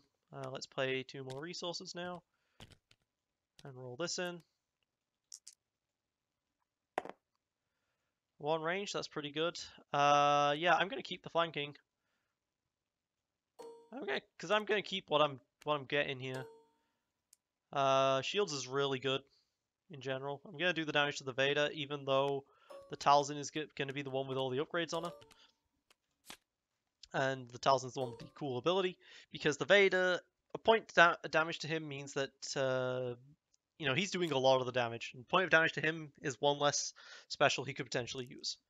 Alright, so I got a lot of vehicles. And I might be able to afford them if this Chance Cube play goes off nicely. That's a good thing. With Chance Cube and Rally Aid, like, I have so much money. It's so much more effective than a Vandalize. I know a lot of people really liked putting Vandalize in their decks, but I mean, Vandalize could be very useful still in the vehicle matchup, especially to just remove like C-3POs and the Rally Aids. Alright, he gets a 3 for 1 and the Reese and the 1 ranged. So let's roll out Ezra here. Because Ezra's looking soon to potentially die. Want to be able to resolve the specials and stuff. Because I'm not going to be able to remove his resources very effectively, but I'll be able to remove his resources nonetheless. He might be saving up for a Rise again at some point, so I need to be aware of that. I can use a special and the caution if I need to. Sorry about that. Sorry about that. Which, yeah, that'll be a good use of my cards. Does not roll well with the Talzin, but he can. Force Push would be. Okay, he gets Force Wave. Force Push would be terrifying. He's not going to Sith Holocron this round, though. Alright, so he's got a Force Push now, which means he can always turn his dice into whatever he wants. Steal a resource off of him. Oh, it's my dice, so yeah. But it is very efficient at turning my dice when I'm going to be using most of the cards in my hand and stuff like the Chance Cube. If I use the Chance Cube, if I turn the Chance Cube, he can turn it back, which sucks. Honestly, for tempo reasons, I probably shouldn't have resolved that special on the Ezra. But I didn't want him to potentially turn like the Yoda and the Ezra special away or something. I don't know. At least when you turn Yoda, you can always turn Yoda. You always have to turn something, turn the Yoda into something I can resolve. All right, that's enough to kill the Ezra at this point. I rolled the 2 naturally though, which is quite scary for him. I mean, at the same time, he could just keep keeping that, you know? He could be like, well, I want to use it on the vehicles, which would make a lot of sense. Am I going to try and flanking for like 3 here? I don't think so. I don't think it's worth flanking for 3. Not in this situation, not unless it kills someone. Alright, he takes some damage for that, at least. That's all he's going to do? Okay. I could use the Yoda special here to turn to this Ezra special and steal some resources, but then I'm just asking for trouble with the chance cube, potentially. Could, of course, caution away this Yoda die to keep Ezra alive. That's actually the smartest thing to do, so let's just caution.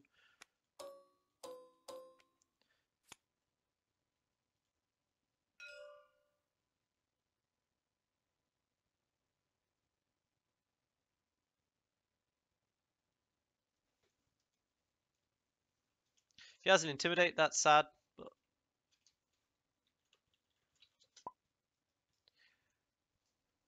I mean, what are the chances that a blue deck's gonna run Intimidate in his shield-heavy meta, you know? I do wonder if Caution's going to be effective in the future. I mean, in terms of worlds, if people are playing Boba 7th, they absolutely should be playing Vibroax. And that makes Caution pretty weak. And then, like, Rael is definitely going to be running handcrafted light bows.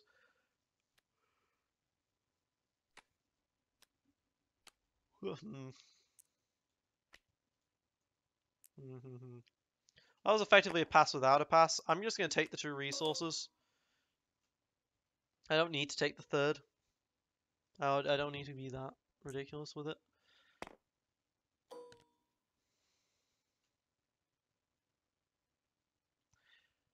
I could go to 7 resources, which is not enough to Y-Wing and Fang Fighter start.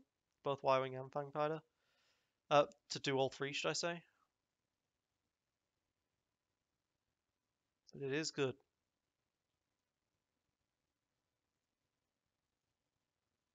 But I'm going to get mitigated to hell.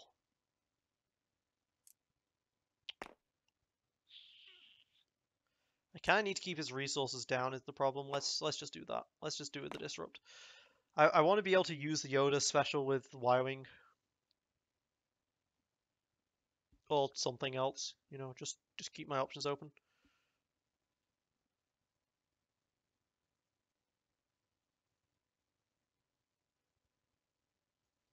Okay, he passes. I'll use that time to play the Y-Wing. Interestingly enough, he's not discarding to reroll the Talzin die, and he's leaving his options open whether or not he wants to claim for that. I think he does definitely have a. I think he definitely has a Rise Again.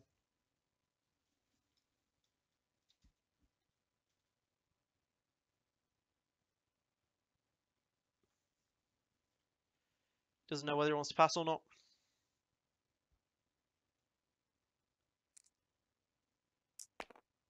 He's gonna mitigate.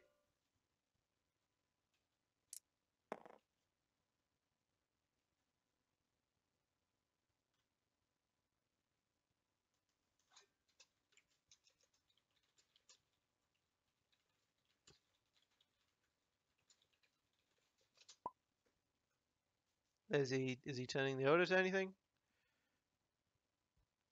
Because he should do. Okay. Shield is definitely the least threatening. I don't necessarily have to worry about mitigation. I don't know why he's keeping that blank there, though. Like, that's worrying. Same time, though, he does have resources. Maybe I should be playing around Feel Your Anger.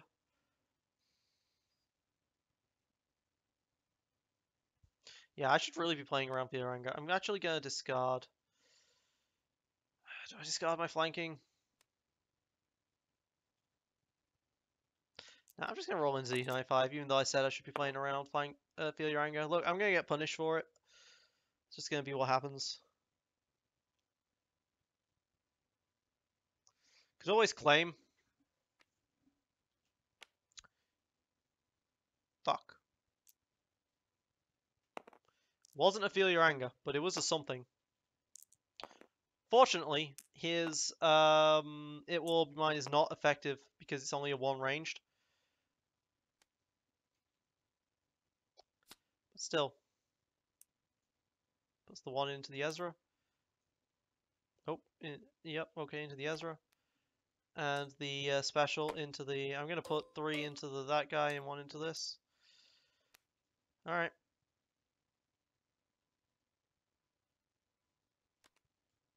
Alright, let's roll in the rookie pilot now. Reroll this, try and get the 2 range. Nope.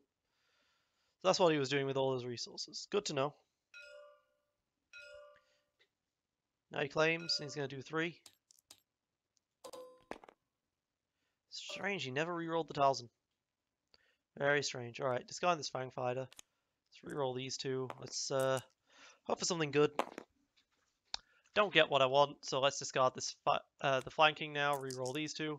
Come on, Yoda. Give me a special. There we go. I get a special on Yoda, which is really nice, because that'll allow me to get the resource and the shield, I guess. And then I can play the Fang Fighter for 3.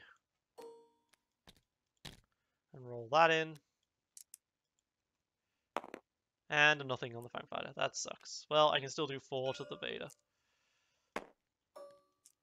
And by spending those 3 resources, that means he's not going for a Rise Again play, which is what I'm still more afraid of the Rise Again play than what happened there. It's not that scary of what happened. Alright, draw 5. Let's go.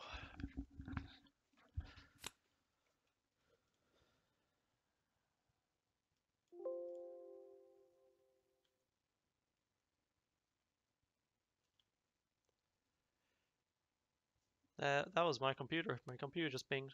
Okay. Okay, so Vader is almost dead actually here. Using his specials will almost kill him, certainly.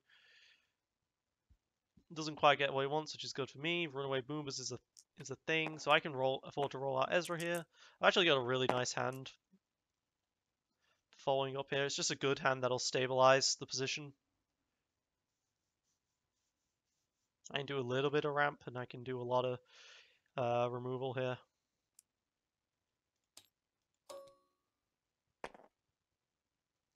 Alright, fine. I'm gonna let you potentially claim and kill off the Ezra if you have to. Like, it's not a big deal to me. Ooh, that was a bad Yoda roll. I can disrupt him, but that's not very helpful.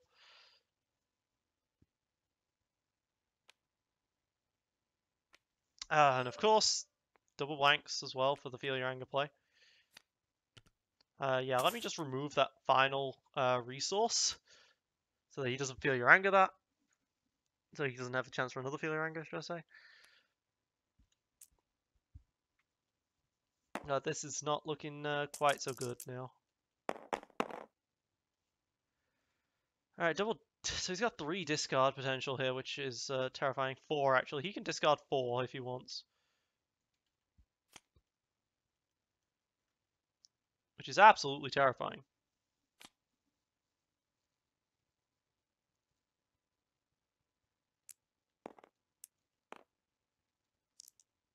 I would have kept that, honestly, if I was him.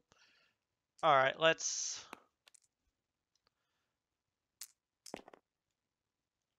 Whoopsie daisy. Alright, let's overconfidence these 2.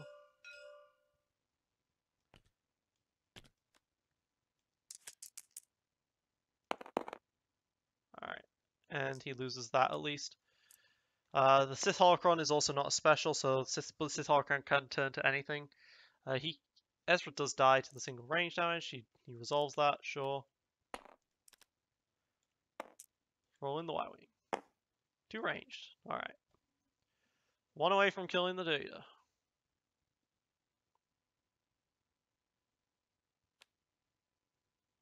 Could have focused to 2 range, done the range to kill off the Ezra and put 2 into the pilot, and then he could be claiming this turn. No, next turn, I should say. He's going for the reroll instead. He gets the 2 melee anyway.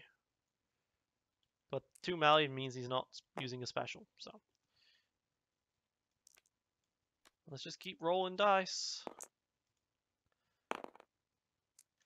Another 2 range, nice. Okay, that kills Vader. So now he's forced to have to resolve the 2.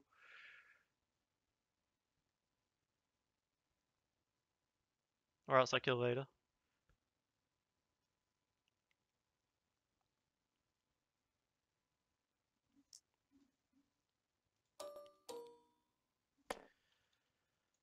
Alright, that was to be expected. Let's just keep rolling until I get something bad so I can roll in the pilot, you know? Which does worry me because the pilot isn't necessarily isn't necessarily going to be able to survive this turn. Something familiar. Oh, that's a terrifying card. Oh, he gets exactly what he wants, both sides there. So let's hit a motive that. Let's go ranged. Let's so that the rookie pilot doesn't die here. Okay, focus. He's not going to be able to use the Sith Holocron to, like, put the die out there, at least.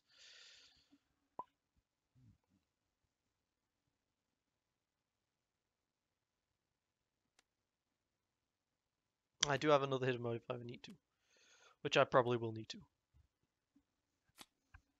Alright, discards witch magic. Good to know. Just the resource. That's fine by me. Alright, there we go. I roll a blank to use the rookie pilot with.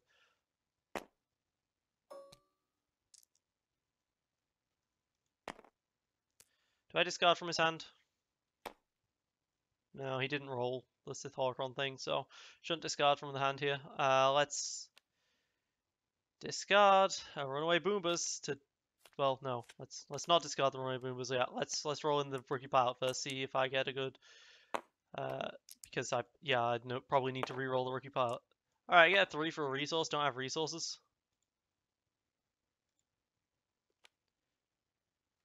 That's why I should have used. That's why I should have used the discard. That's why I should have used the discard. I should have used the discard, guys. That was dumb of me. But I still get to keep 3 at least. 3 does kill the Vader. Alright, let's discard. Let's reroll these 3. Come on, Chance Cube. Hey, Chance Cube. Working out. Honestly though, I was expecting that last thing to be an upgrade for him to just claim the Sith Holocron for that. Let's get 3 resources in here.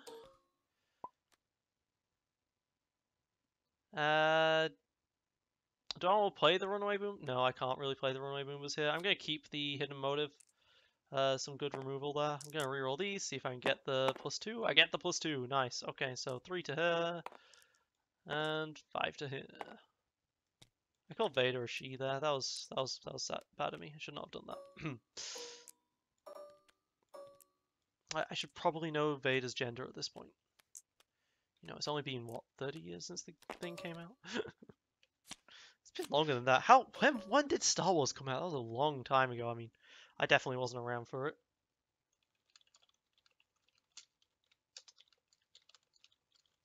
When did Star Wars: A New Hope come out?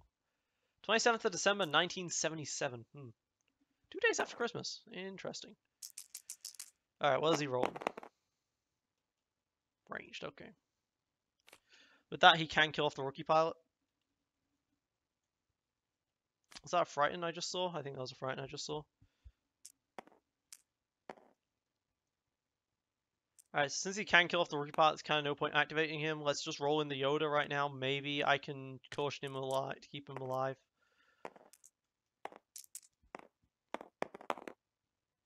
It stands I get absolutely nothing.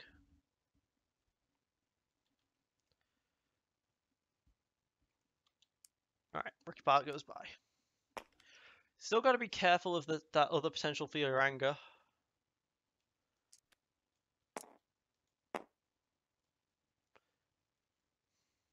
I really worry I'm playing into a Feel Your Anger play here.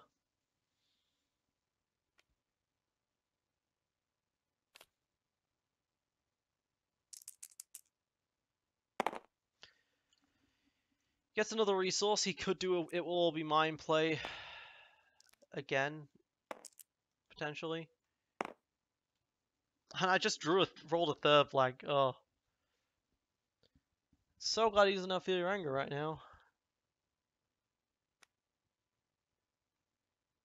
Okay, he doesn't take the resource for an It Will All Be Mine, so I think I'm safe keeping these blanks. Which means I'm okay just re-rolling for now. As long as I keep this double focus, I can negate whatever he's doing, basically. I don't like that Sith Holocron being on a special side right now.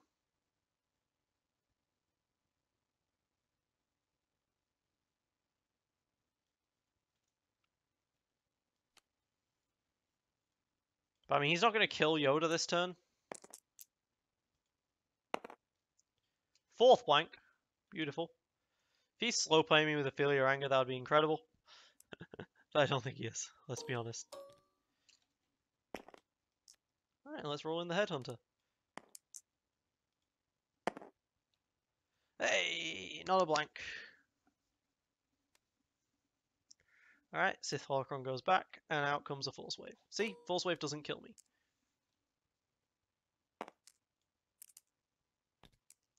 Pays a resource for it. Lands on a blank, alright. Okay, so. I don't think there's any point using the whole Rally Aid for this Y-Wing. Let's just play the Y-Wing outright. You know, actually, if I just resolve the one ranged, I would be threatening lethal. Should just resolve the one ranged, actually. That would have made a lot of sense. In case you guys don't see it, it'd be lethal because I could claim the Emperor's Throne Room. Let's do the one ranged.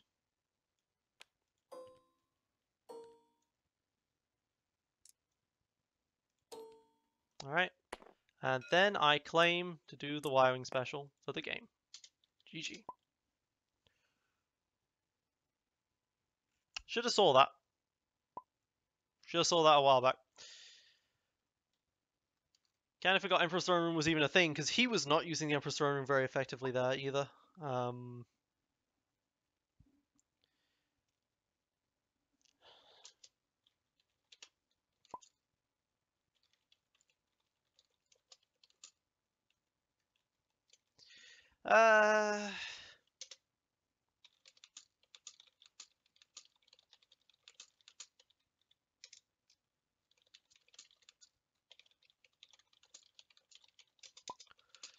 Dies easily to Boba, probably. Yeah.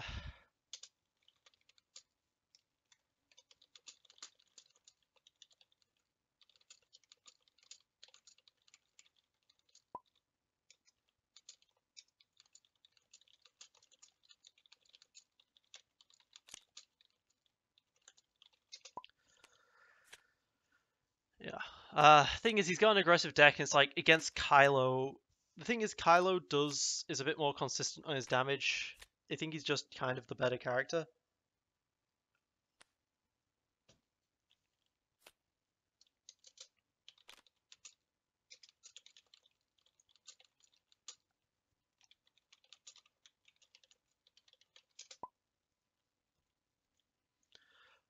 Kylo 2 is just kind of the better character, which makes this a bit weaker. But my deck is very rainbow. My deck is very rainbow, though, so... You know, I've got a lot of greys. I've got a lot of greys. I've got a lot of every color, apart from... Well, even yellow. I've got Renoy Boomba, so I've got... I can wreck Kylo 2s very effectively. Alright. And now to reset the board for Christian.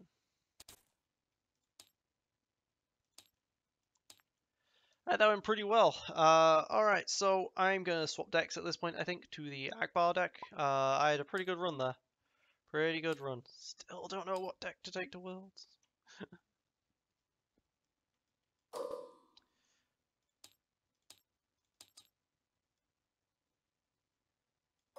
I'm thinking that I could improve this AAR deck a bit, maybe add like a logistics instead of the binds potentially. Like this docking bay stuff is cute, but not necessarily the most effective. Especially when I don't get my battlefield. Ooh, against Mill. This'll... Interesting Mill. Okay, I was expecting a Recon, and it was not a Recon. Okay, do I want 4 speed? Yeah, I can keep a 4 speed, sure, but I'm against a Mill, so 4 speed might be important. Lightsaber Pull Heirloom, alright, sure. Lightsaber Pull's not a great card against Mill, because it reduces the amount of cards in my deck by 1, effectively, if I use it. But I'll definitely take the Heirloom. And Shadows will be very useful at removing shields from my opponent still.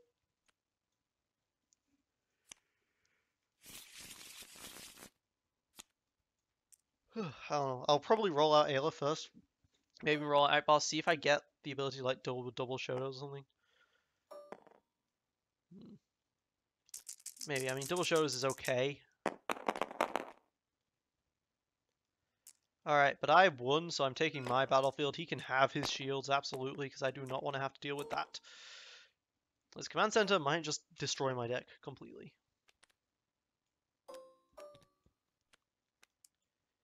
Now he gets to have shields, which I can eventually Shoto away.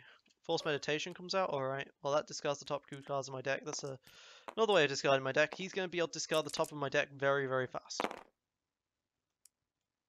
Makes me wonder if it might be a wise choice to lightsaber pull. Ooh, lightsaber pulling an ancient lightsaber so I don't get them milled from the top of my deck might be effective. Because ancient lightsaber is good against mill.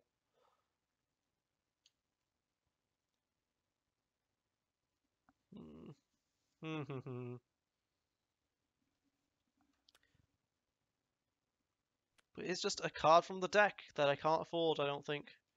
I don't think I can afford it. I'm just going to play the Heirloom. I have a focus out, so I can do Akbar double focus shenanigans. Assuming he doesn't have removal, which he most probably does. He's going to re-roll. He's not even going to roll out the Padme first. And then he gets the special on the Yoda. Okay, so with that special on the Yoda, he can totally do a lot of deck removal here.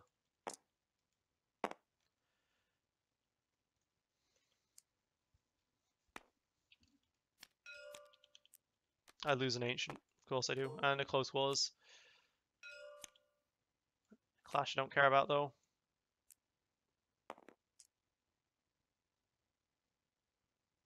He took the resource instead of turn the die, so okay. So he's going to go for the Padme double discard. The thing is, taking the... yeah, okay, that actually works. Taking the resource like that actually works. I was going to say, because the resource, if you're using it for Padme, is effectively just a discard off the top, but he's... Alright, I've got the God rolls, though, but he's... Oh, double Force Meditation. Alright, so he's got a really good start. I've got a really good start. So let's focus into double focus. So I can do... Oh, yeah, the close call. Sound the alarm. Oh my god. Sad face, an accidental screenshot. Alright, let's do the 2 in indirect.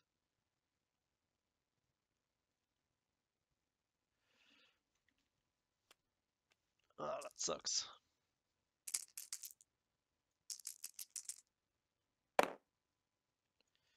And he's got double focus, so I can't really even Ayla things effectively.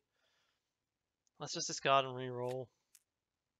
Well, no, because the Ayla special still represents...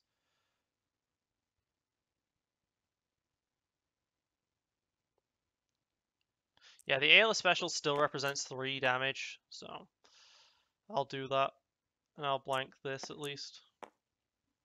So that way he can't triple focus here. Oh yeah, he can, because he's got a Yoda special. Yoda special allows for that. Right. Let's just do 4 into the Yoda.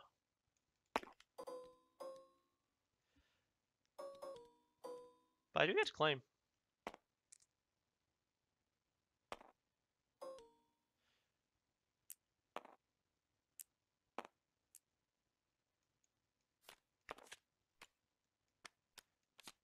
Alright, is he doing just the one? Doing just the one, alright.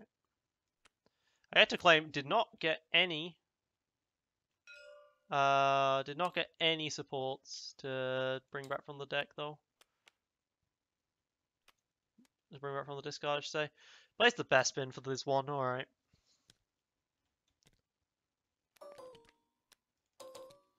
Maybe I should be lightsaber pulling handcrafteds. Okay, good, I got the other ancient. That'll help me against the milling. Although there'll eventually be a situation where he can hyperspace jump when I've got no cards left in the deck. But that'll be very helpful. Maz's goggles, okay. He's got a lot of focuses. The thing is that whilst he gets rid of the deck very quickly, he does have the ability to go for discards with the Padme, right? He does have discard sides. So he does mill very fast. But spending the resources means he doesn't have resources for removal. So it's good for me in that respect. Alright, let's just roll out all of my stuff, I guess. And get close quarters assaulted again when I go for the ultimate combo. I can take a resource here and do a lightsaber training if I have to. Which, I mean, lightsaber training is really good. Hey, no, actually I will do that. I will take the resource to go for a lightsaber training. I think instead of Clash, I am going to go for Concentrate. But I can't change this deck until... I could change a copy of it, but I couldn't change this deck until after the match in, for the PTS League. He calls blue. It's one of my favorite cards, and he hits blue. Alright, let's lightsaber training.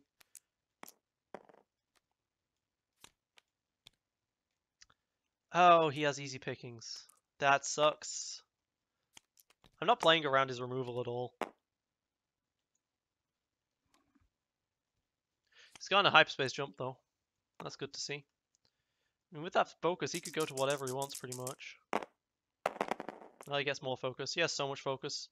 He's going to be able to discard another, like, 8 cards from my deck. It's kind of ridiculous. I need to just go for as much damage as I possibly can. Getting close quarters assaulted and not close quarters assaulted. Getting sound the alarmed, and with what's happened is oof. All right, he's gonna pay the resource. Okay, he's gonna discard 4 off the top of my deck.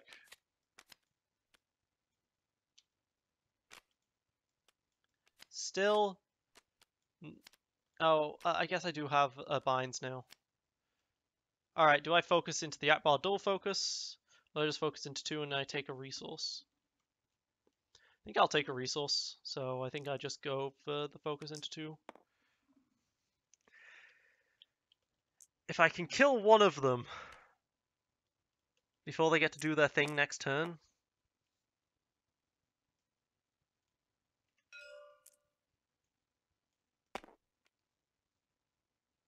You know, actually I don't have the tempo for this. Yeah, I don't have the tempo for this. I should have gone for the Akbar dual focus.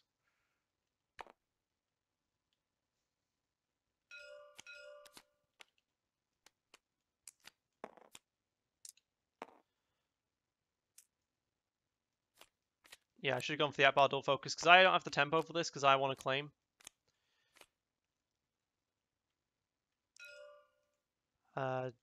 So yeah. Get the binds out.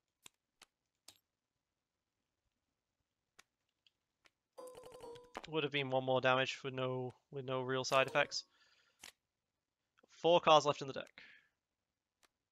That's not good. Start with an Ayla rollout.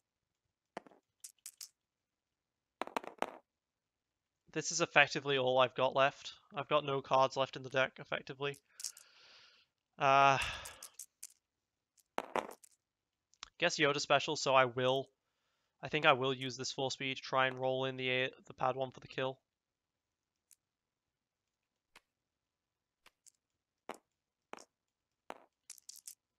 Because if I can kill this Yoda, I've got a good chance. I don't get to kill the Yoda. Oh my god, I don't get to kill the Yoda.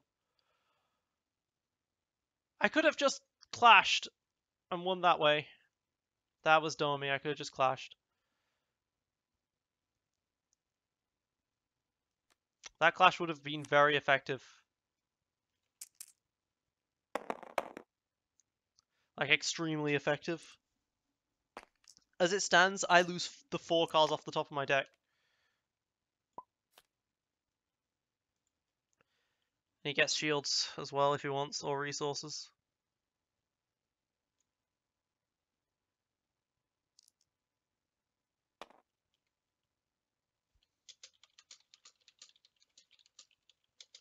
Should absolutely have clashed.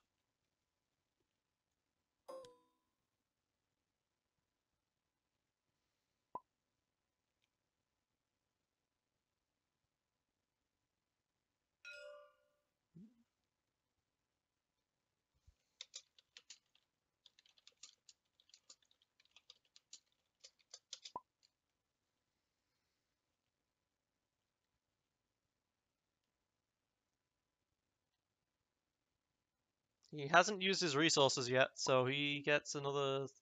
He gets another.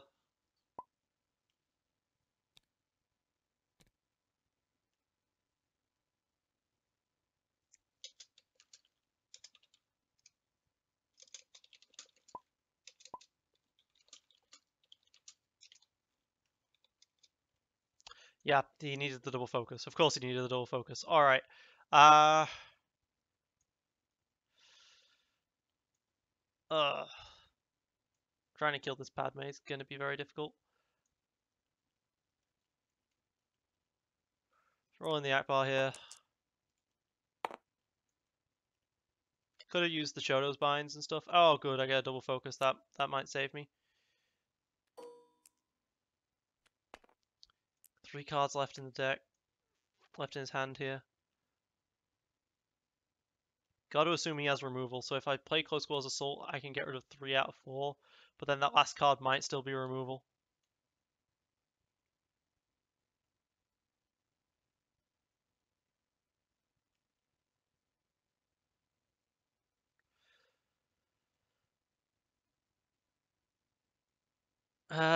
With the Akbar double focus, I can get 2 damage on this and 2 damage on this, or I could go this to the +3.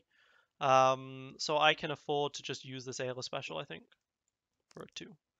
But then it gets the potentially easy pickings. I need that 4th card to go away, though.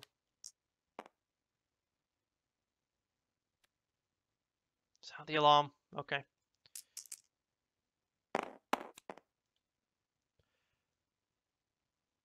Alright, well, I rolled 2 damage sides, but not 3.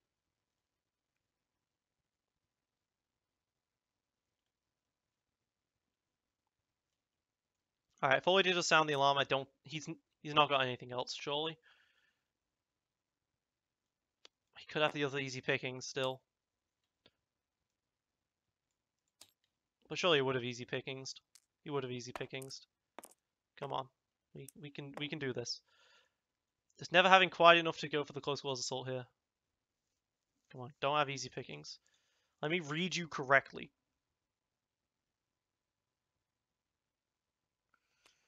Okay, I do 10 damage and kill him this round then. Sorry, 12 damage and kill him this round then. Yep. I win. He's got no... Yeah, so CQA. Remove all of the cards from his hand, including that second chance and hyperspace jump. And suddenly he's lost the game. GG.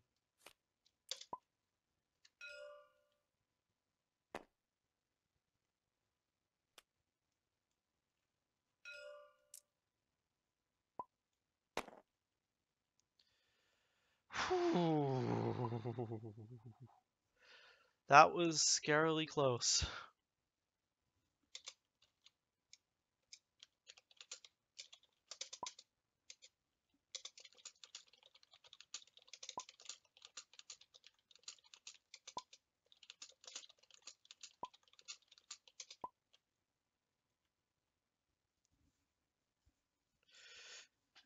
Whew, okay, Akbar is awesome, and that is why Akbar is awesome.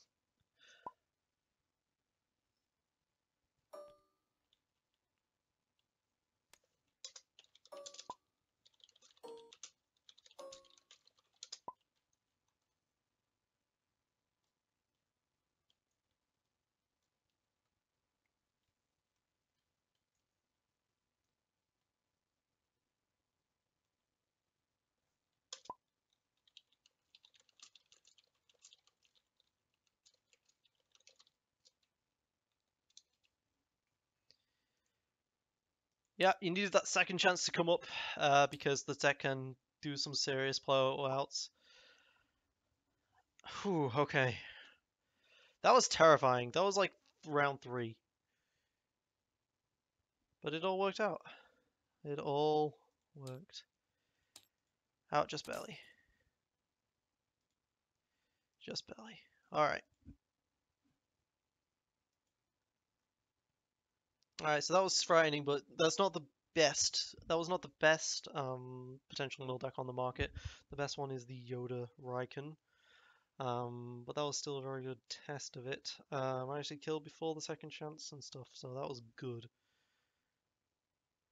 But it's not like he runs emergency evacuation in that deck. But then again, I just kept running into that removal. It was pretty terrible that I just kept running into the removal every time.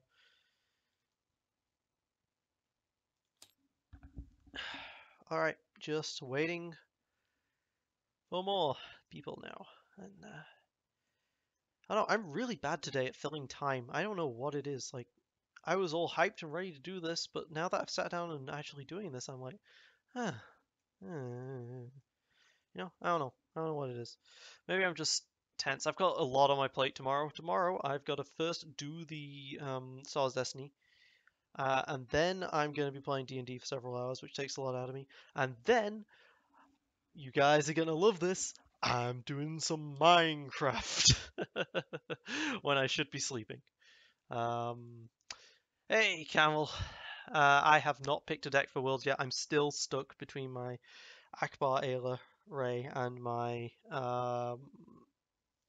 Yoda Ezra rookie pilot. The plan was that today I was going to play the Artificery online regionals with the Yoda Ezra and see how well that's doing, since the Akbar Ayla is absolutely wrecking the season 5 TTS League. But I guess that's not happening. Thank you, Asmodee. Fortunately, I think the biggest problem with it was that they were calling it an online regionals and that they were a licensed distributor of Star Wars Destiny product. So someone else not using the brand should be able to create another tournament. Hopefully, if they keep going after tournaments, though, there is going to be problems. I'm already considering just jumping ship when Artifact comes out. You know, when Valve's Artifact comes out, because that's going to have prize money. It's going to have actual prize money, and it's going to be fully online, so nothing gets taken down ever, and it's probably going to be a ton more popular. But Star Wars Destiny's a really good game. It's just a really good game, so I don't know. But if I'm not able to do any more online tournaments, my interest is going to wane on this game heavily. I'll still be around every time a new set's released, but most of what I do these days is just set up for a tournament, and now playing the tournament. You know, it's good content, I find. And if I'm not able to do that, well, the state of my channel might be in jeopardy. But I was absolutely pissed when it first came up. Birmingham in May, yeah, I guess there's Birmingham in May. I guess.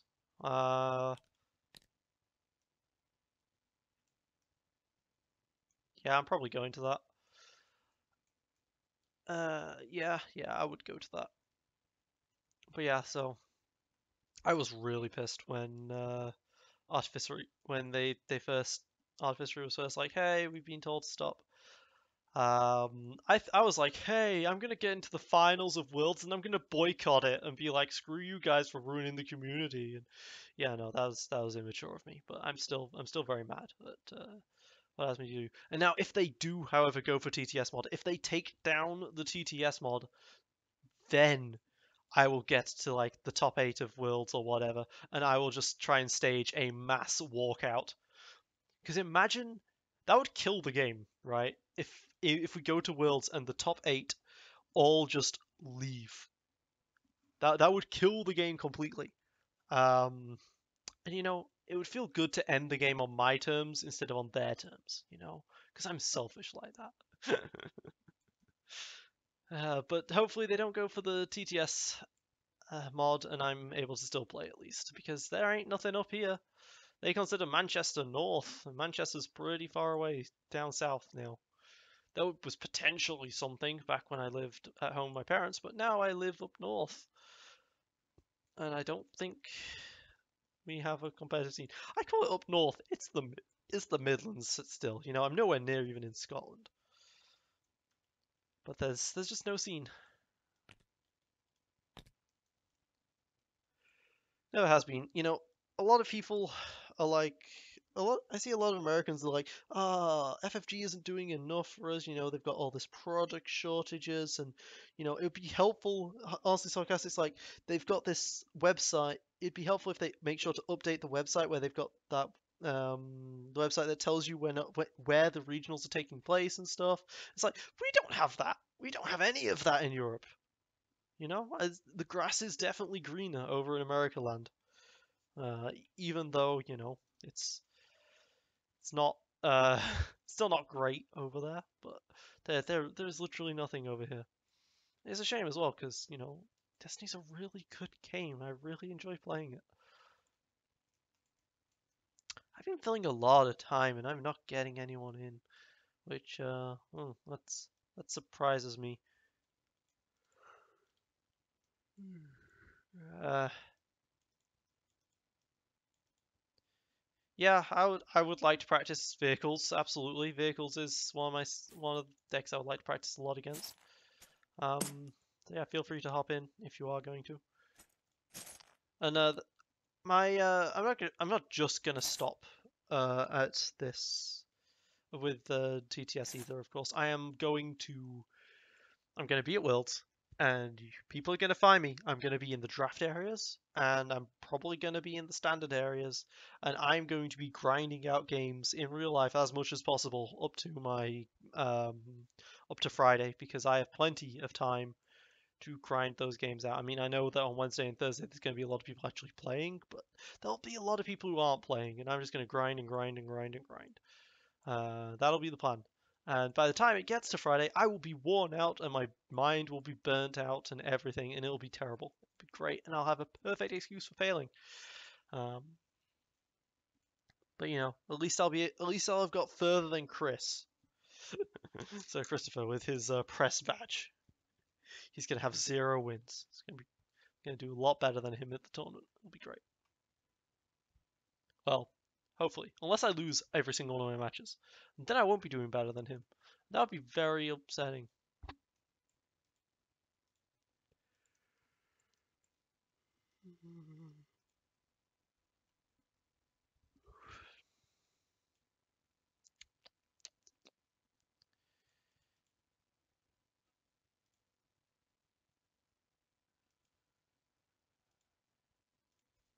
I just had a lot of silence there. I'm out of topics to talk about here. I'm genuinely out of topics to talk about here. So whilst I wait for this guy, uh, do I refill my water? Do I get some chocolate? I don't like to eat whilst I'm on stream is the thing. I never know how loud I eat. Yeah, probably should go against it. Probably should wait. Ooh, seizure inducing. That must be annoying to watch. Okay, that's even annoying me. Sorry, guys.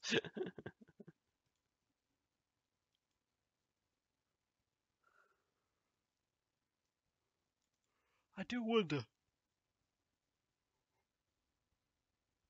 Even if I completely win season 5 with the Akbar deck, does that mean that I should be taking that to Worlds instead of the Ezra one? I don't know. So the Ezra one is really good because it's got a good way of removing my opponent's resources, right? with the Ezra specials and the Ezra disrupts, along with Yoda. It's got a great engine which allows me to just remove resources. Very effective against the Aayla Rays. Well, it's fairly effective. It makes it so that I ramp faster than them, and but it is very effective against the vehicles if they have a poor draw, if they don't draw their rally aids. Because Rose is not, surprisingly, Rose is not very good at rolling specials, I find. I wonder if they just waited to DCS or something, because Yoda rolls specials, but Rose never does. And very, very good, particularly against Boba 7th, and it's practically a free win against Yoda Hondo.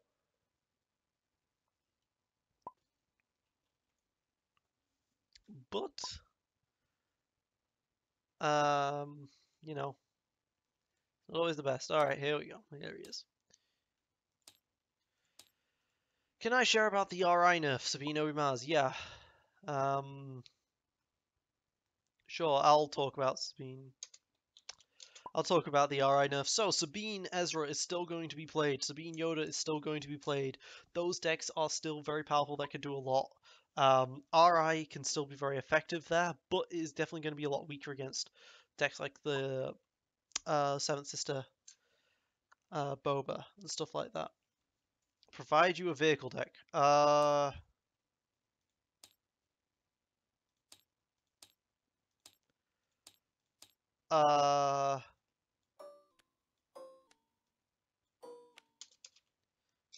Take your pick.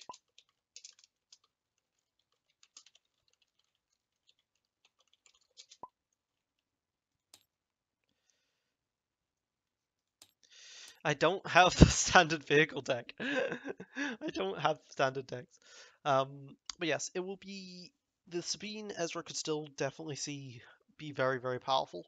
I am worried about it because if decks are like, oh, I don't have to worry about burst damage so much anymore, and they turn into these Qui-Gon Yodas, then Sabine Ezra can just bang wreck you. They still got hyperspace jump to deal with vehicles a bit, you know, and stuff like that. And there might be a huge amount of mill, you know.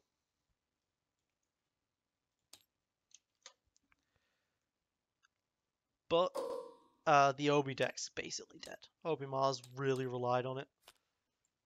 I think so. They've got problems.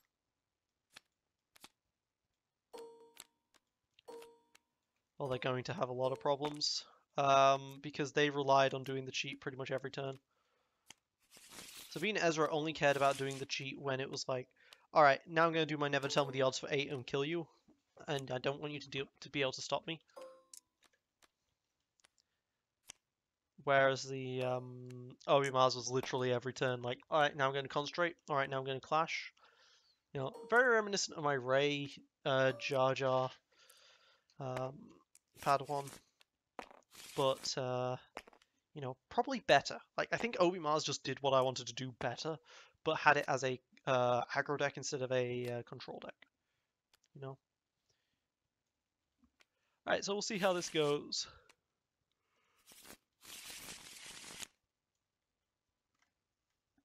Alright, I start with a weapon. I'm going to keep the Shotos, even though it's not the best weapon in the world.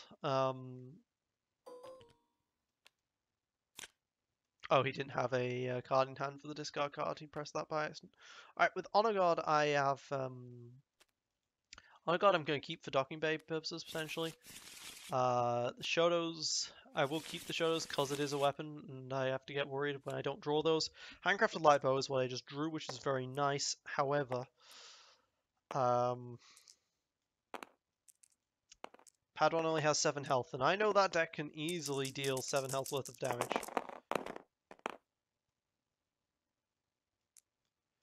Alright, so I rolled a 4, and he rolled a 5, so he gets to choose.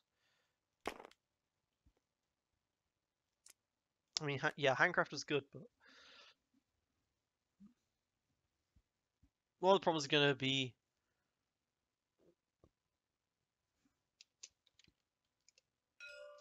yeah.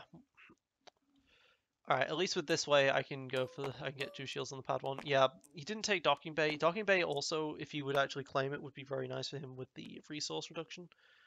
But He didn't. He's going for this. And one of the things about claiming first is that you can roll out Ezra immediately, which can force someone to use their resources immediately as well. And my hand uses all resources, so not having resources is going to be huge against me. I fully expect, by the way, that this deck beats this deck. Like, that's the intention. The Akbar Ayla... Oof, sorry, excuse me. The Akbar Ayla Pad 1 is just not really built to deal with this. But I potentially could, if I roll well. Because I think some decks just... Ooh, 4 melee. Nice, he could easy pickings that though. Okay, hidden motive, so he doesn't have easy pickings or garbage shoot. But yeah, with easy pickings or garbage shoot, that absolutely wrecks me, so...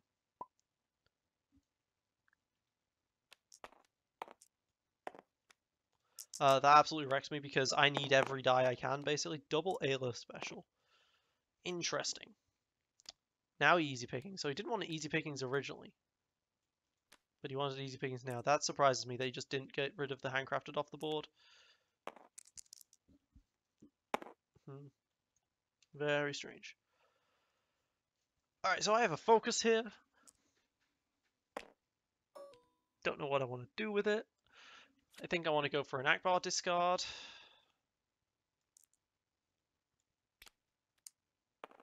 So that I can discard a card from his hand.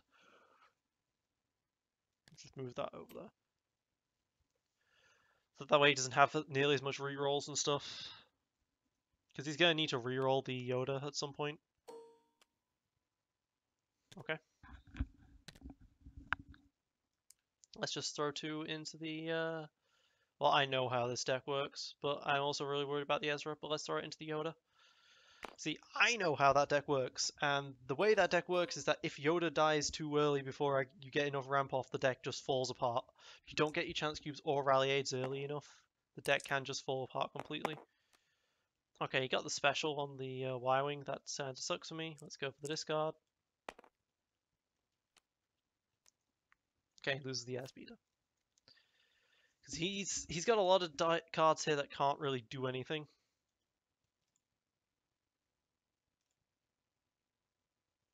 A lot of dice, yeah. A lot of dice that can't really do anything. You'd have to discard to reroll, and that means he takes 2 damage from Akbar.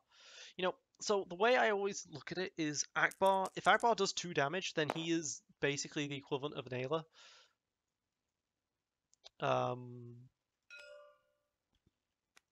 Then he is the equivalent of an Ayla in that respect. Ooh. Rally Aid. Discards the Rally Aid and didn't play it earlier. And he doesn't get anything off the Yoda. That's beautiful. Pretty lucky for me there. But yeah, if Akbar does this, gets his 2 damage off,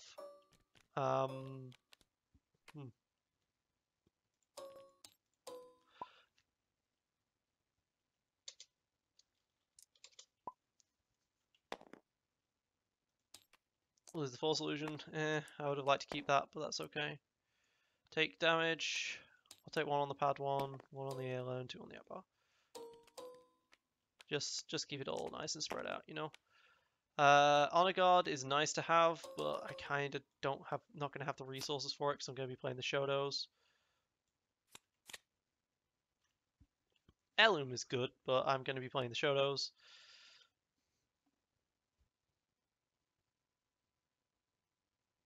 Yeah, I'm just going to be playing the Shotos, let's be honest here. I want as much shields as possible to protect me against the Y-Wing indirects and stuff. But yeah, if you don't get your ramp off and Yoda dies early, the deck is just completely dead in the water, as it just doesn't manage to make its resources up anymore. Special and arranged, okay.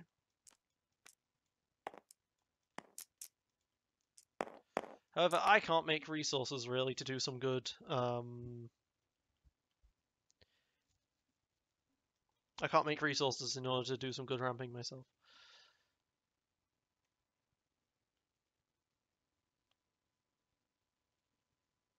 But he had a very poor turn 1.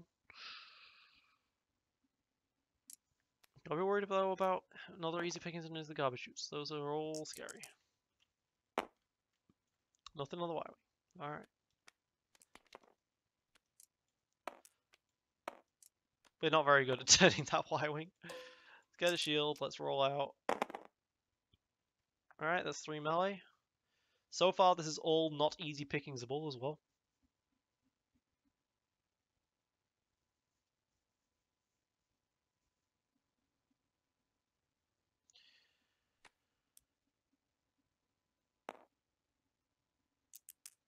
I don't want to do this. Nice. Alright, I think I want to roll out the Akbar. The thing is, I can't do anything that's not resistant to easy pickingsable unless I want to just not kill the Yoda this turn. Because I can use the Ayla special to turn the Akbar special, the Akbar double focus, and then from the Akbar double focus I go into the handcrafted and the 2 melee on Ayla.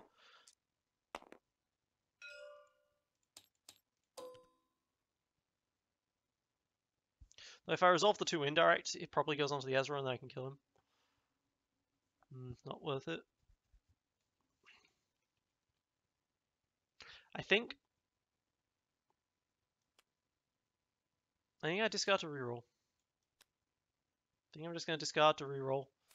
I'm going to reroll and hope I don't get easy pickings.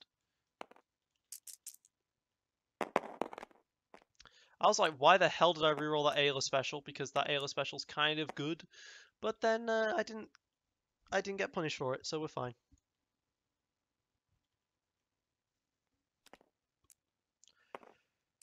Well, I'm still going to get punished for it because Yoda's going to be activated, where I could have threatened more.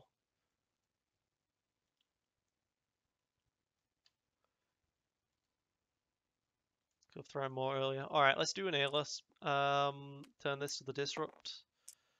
To turn the Akbar to the double focus here, and we are going to hope he doesn't have...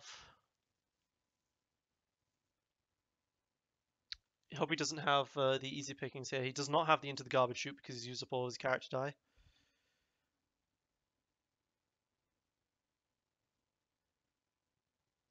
And if this works, then he loses the Yoda.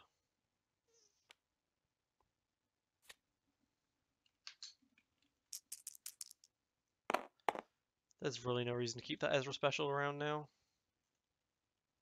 Might as well be rerolling it, try and get some damage out. Alright. Special and the 2 melee. Here's hoping he doesn't have easy pickings. Sometimes you just gotta hope. He has overconfidence instead. Okay. That's fair. And that's why I have cards like overconfidence.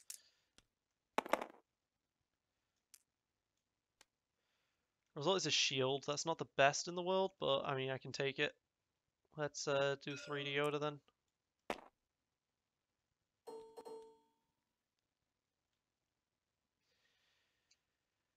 You use that double focus, turn this to the 2, and that to the special. And then he's got some really high damage output with that.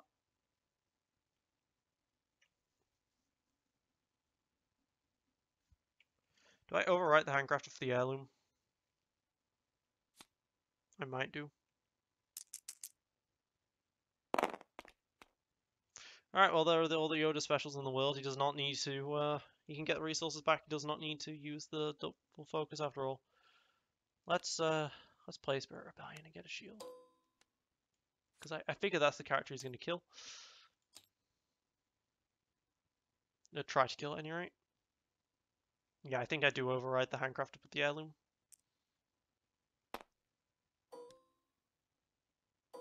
Yep. Take shields.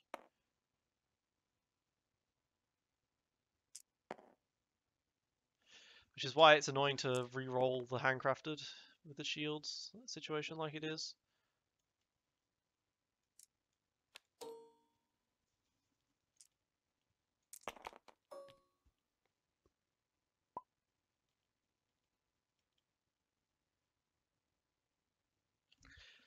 Yeah. I can't afford to lose the Padawan and lose all my resources that I gained from this. Alright, he gets to use his other Y-Wing to great effect here. But it'll be fine, I hope. there's no point really focusing to 4 ranged. Might as well spread the damage out.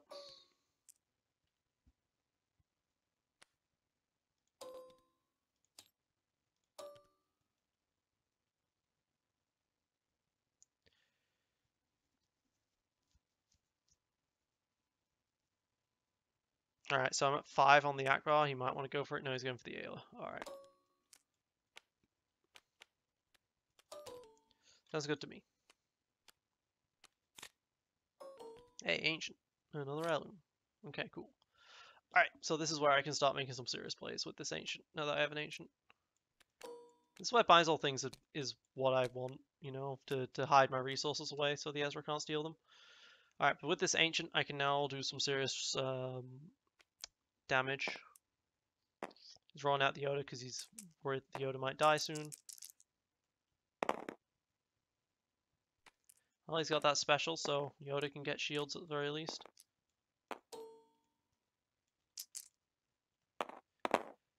And I rolled a single melee. Great, great. Fantastic. Alright, so here's hoping he doesn't go for the discard and hit the close quarters assault. But if I can discard his hand, then he's kind of dead in the water for the turn. Sort of. He's gonna hit a motive. It's not even showing melee right now. Okay. He might have into the garbage chute then.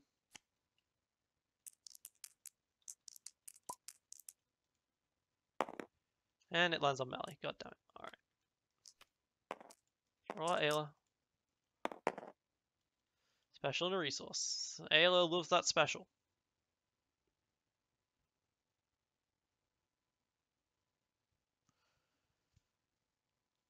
I kind of really want melee though for the close quarters assault plays.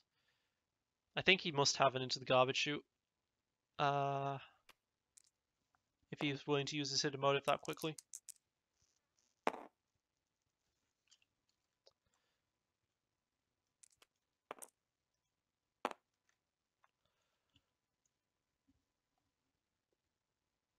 He still hasn't rolled the Ezra out yet.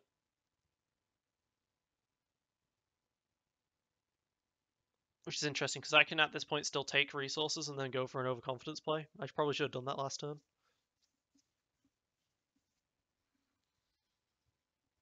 I also really want melee, you know. For close quarters assault.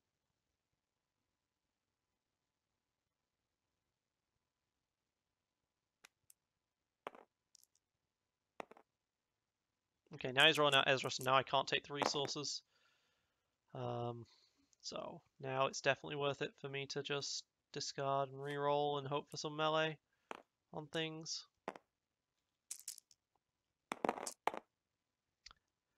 Well, this is not going great.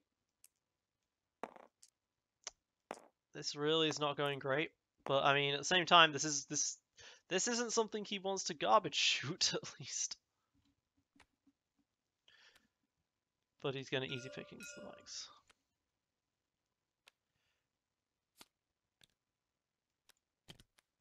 Alright, fine. I'll reroll these two. Just really can't kill this Yoda right now, but okay. That double focus is big, and now I have 3 melee sides to close quarters assault. And all of them are 1s, so he's like, I don't want to into the garbage shoot that. He's gonna be doing a lot of damage this turn though. Like, double Y-wing is so good. But I'm gonna be able to do 6 myself.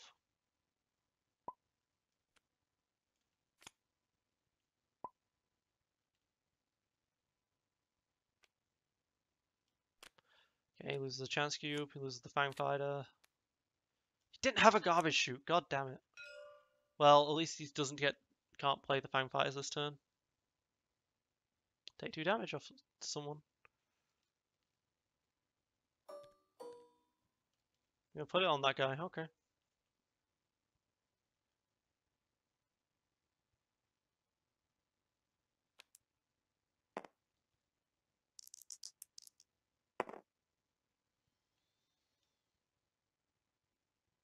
Reroll the disrupted one, man. Go. There you go. Okay. Alright. So this is where I turn to the +3 and the... Fortunately, I overkill by 1, no matter which way, no matter what I do here. So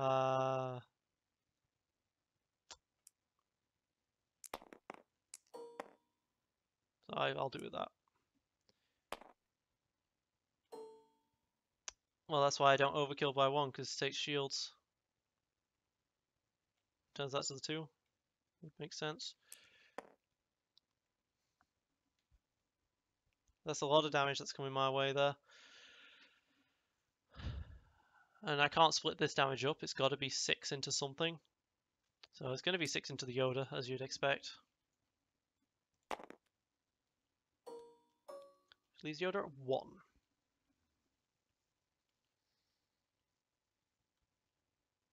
Which, take it from me, sucks. Wait, no. He has 4 damage showing, so I want to put 1 there. I don't want to put any on here, so...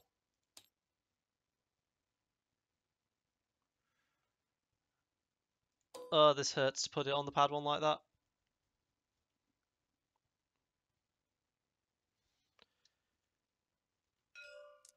I'm very close to just losing everything. Puts it on the pad 1, that puts pad 1 to 1 hit point. But I'm going to be rolling out the pad 1 first on the next round, so I can potentially do that, get the Ancient Lightsaber off. And hope he just doesn't have time.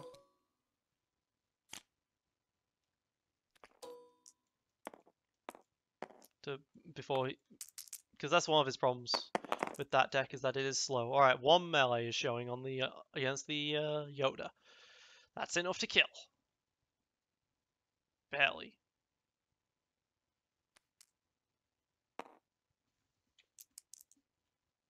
If he rolled the range damage on the Y-Wing, I do have the Spirit Rebellion to counter that. So 1 melee goes into the Yoda and kills him. Alright, good. Yoda's dead. There goes a lot of his ramp, but he has 5 resources.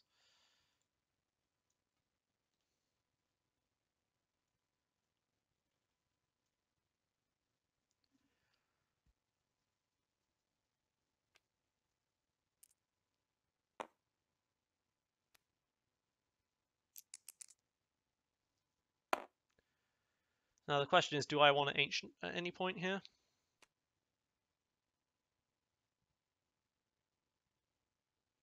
Or do I want to, like, play the Heirloom or something?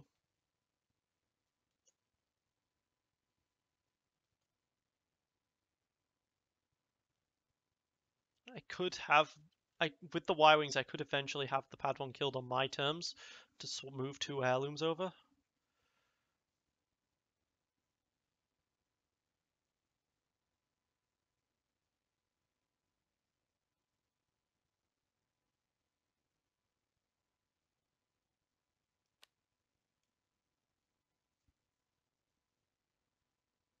I think the correct thing to do here is the lightsaber training, actually. Well, actually Clash. Yeah, Clash is safer.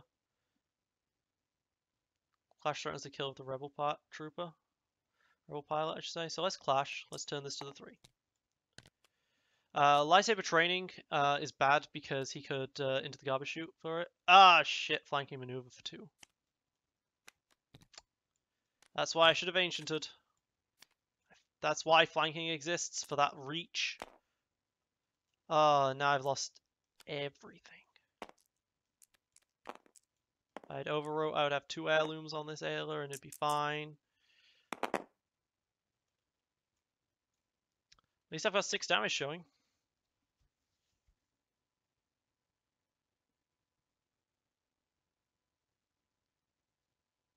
But these Y-Wings can do a lot of damage.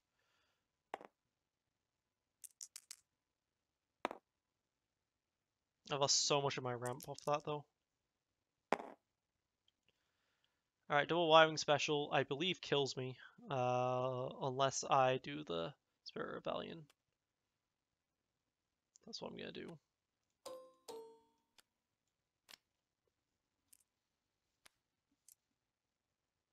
Alright, 1, 2, 3, 4, 5, 6, 7, 8. That worked.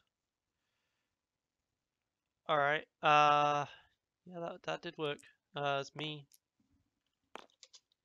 It's me to go. You just resolved Y-Wing.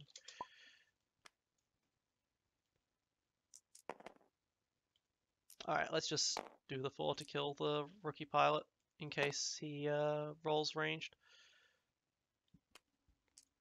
Well, maybe I should have actually waited and rolled out Akbar first, just in case I could have got the 1 range and then I wouldn't have had to overkill.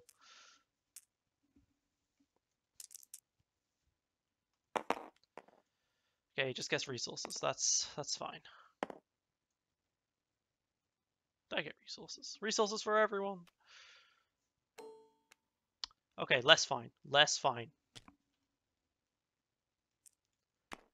Way less fine, because he can use the resources on the runaway boombas, and if the runaway boombas roll into damage, I'm dead.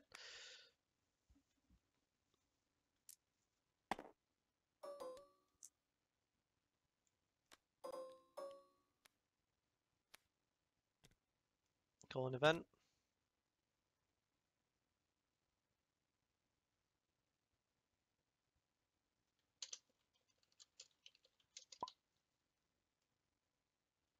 Call a type. Alright, there we go. You can't just look at my hand and then call a type. Alright, so I lost my lightsaber training, so I'm okay with that. Alright, he's got 2 rerolls. He's got 2 Boombas dice and 2 rerolls. One of them already immediately hits.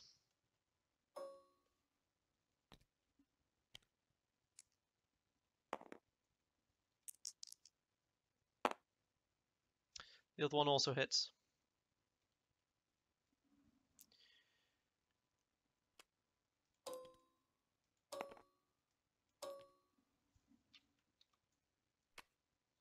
I'm at 1 hit point.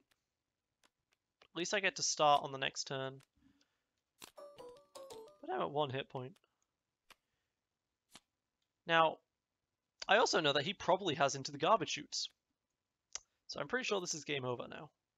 Losing the Padawan like that to the flanking, big mistake and cost me the game. I'm dead anyway if the Y-Wing rolls a special, so the amount of resources I have doesn't matter.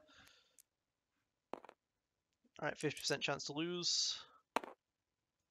Alright, it doesn't hit it. Okay, I do have a hidden motive, let's be honest, but 50% chance to lose sounds better. Alright, hidden motive. Alright, I didn't roll the damage that I needed at all. Gonna have to deal with that.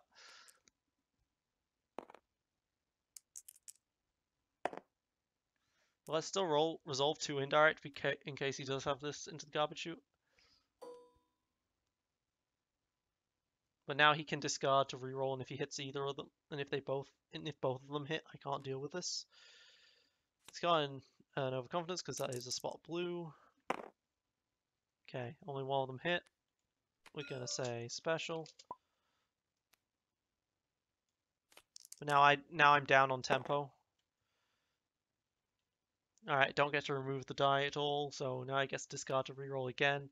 He's got a pretty high chance at this point.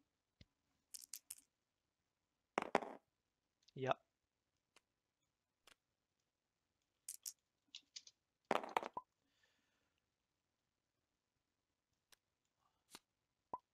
One away, unfortunately. I could not have resolved that indirect after all. Alright, well, that was a very, very close game.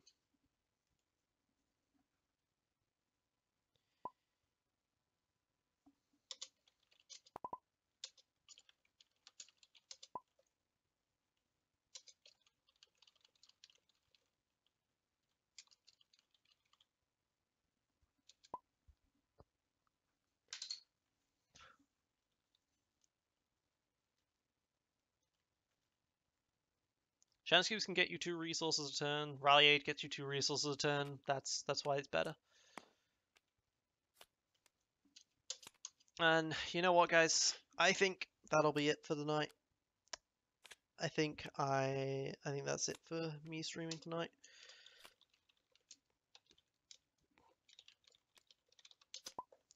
Thank you for everyone coming out.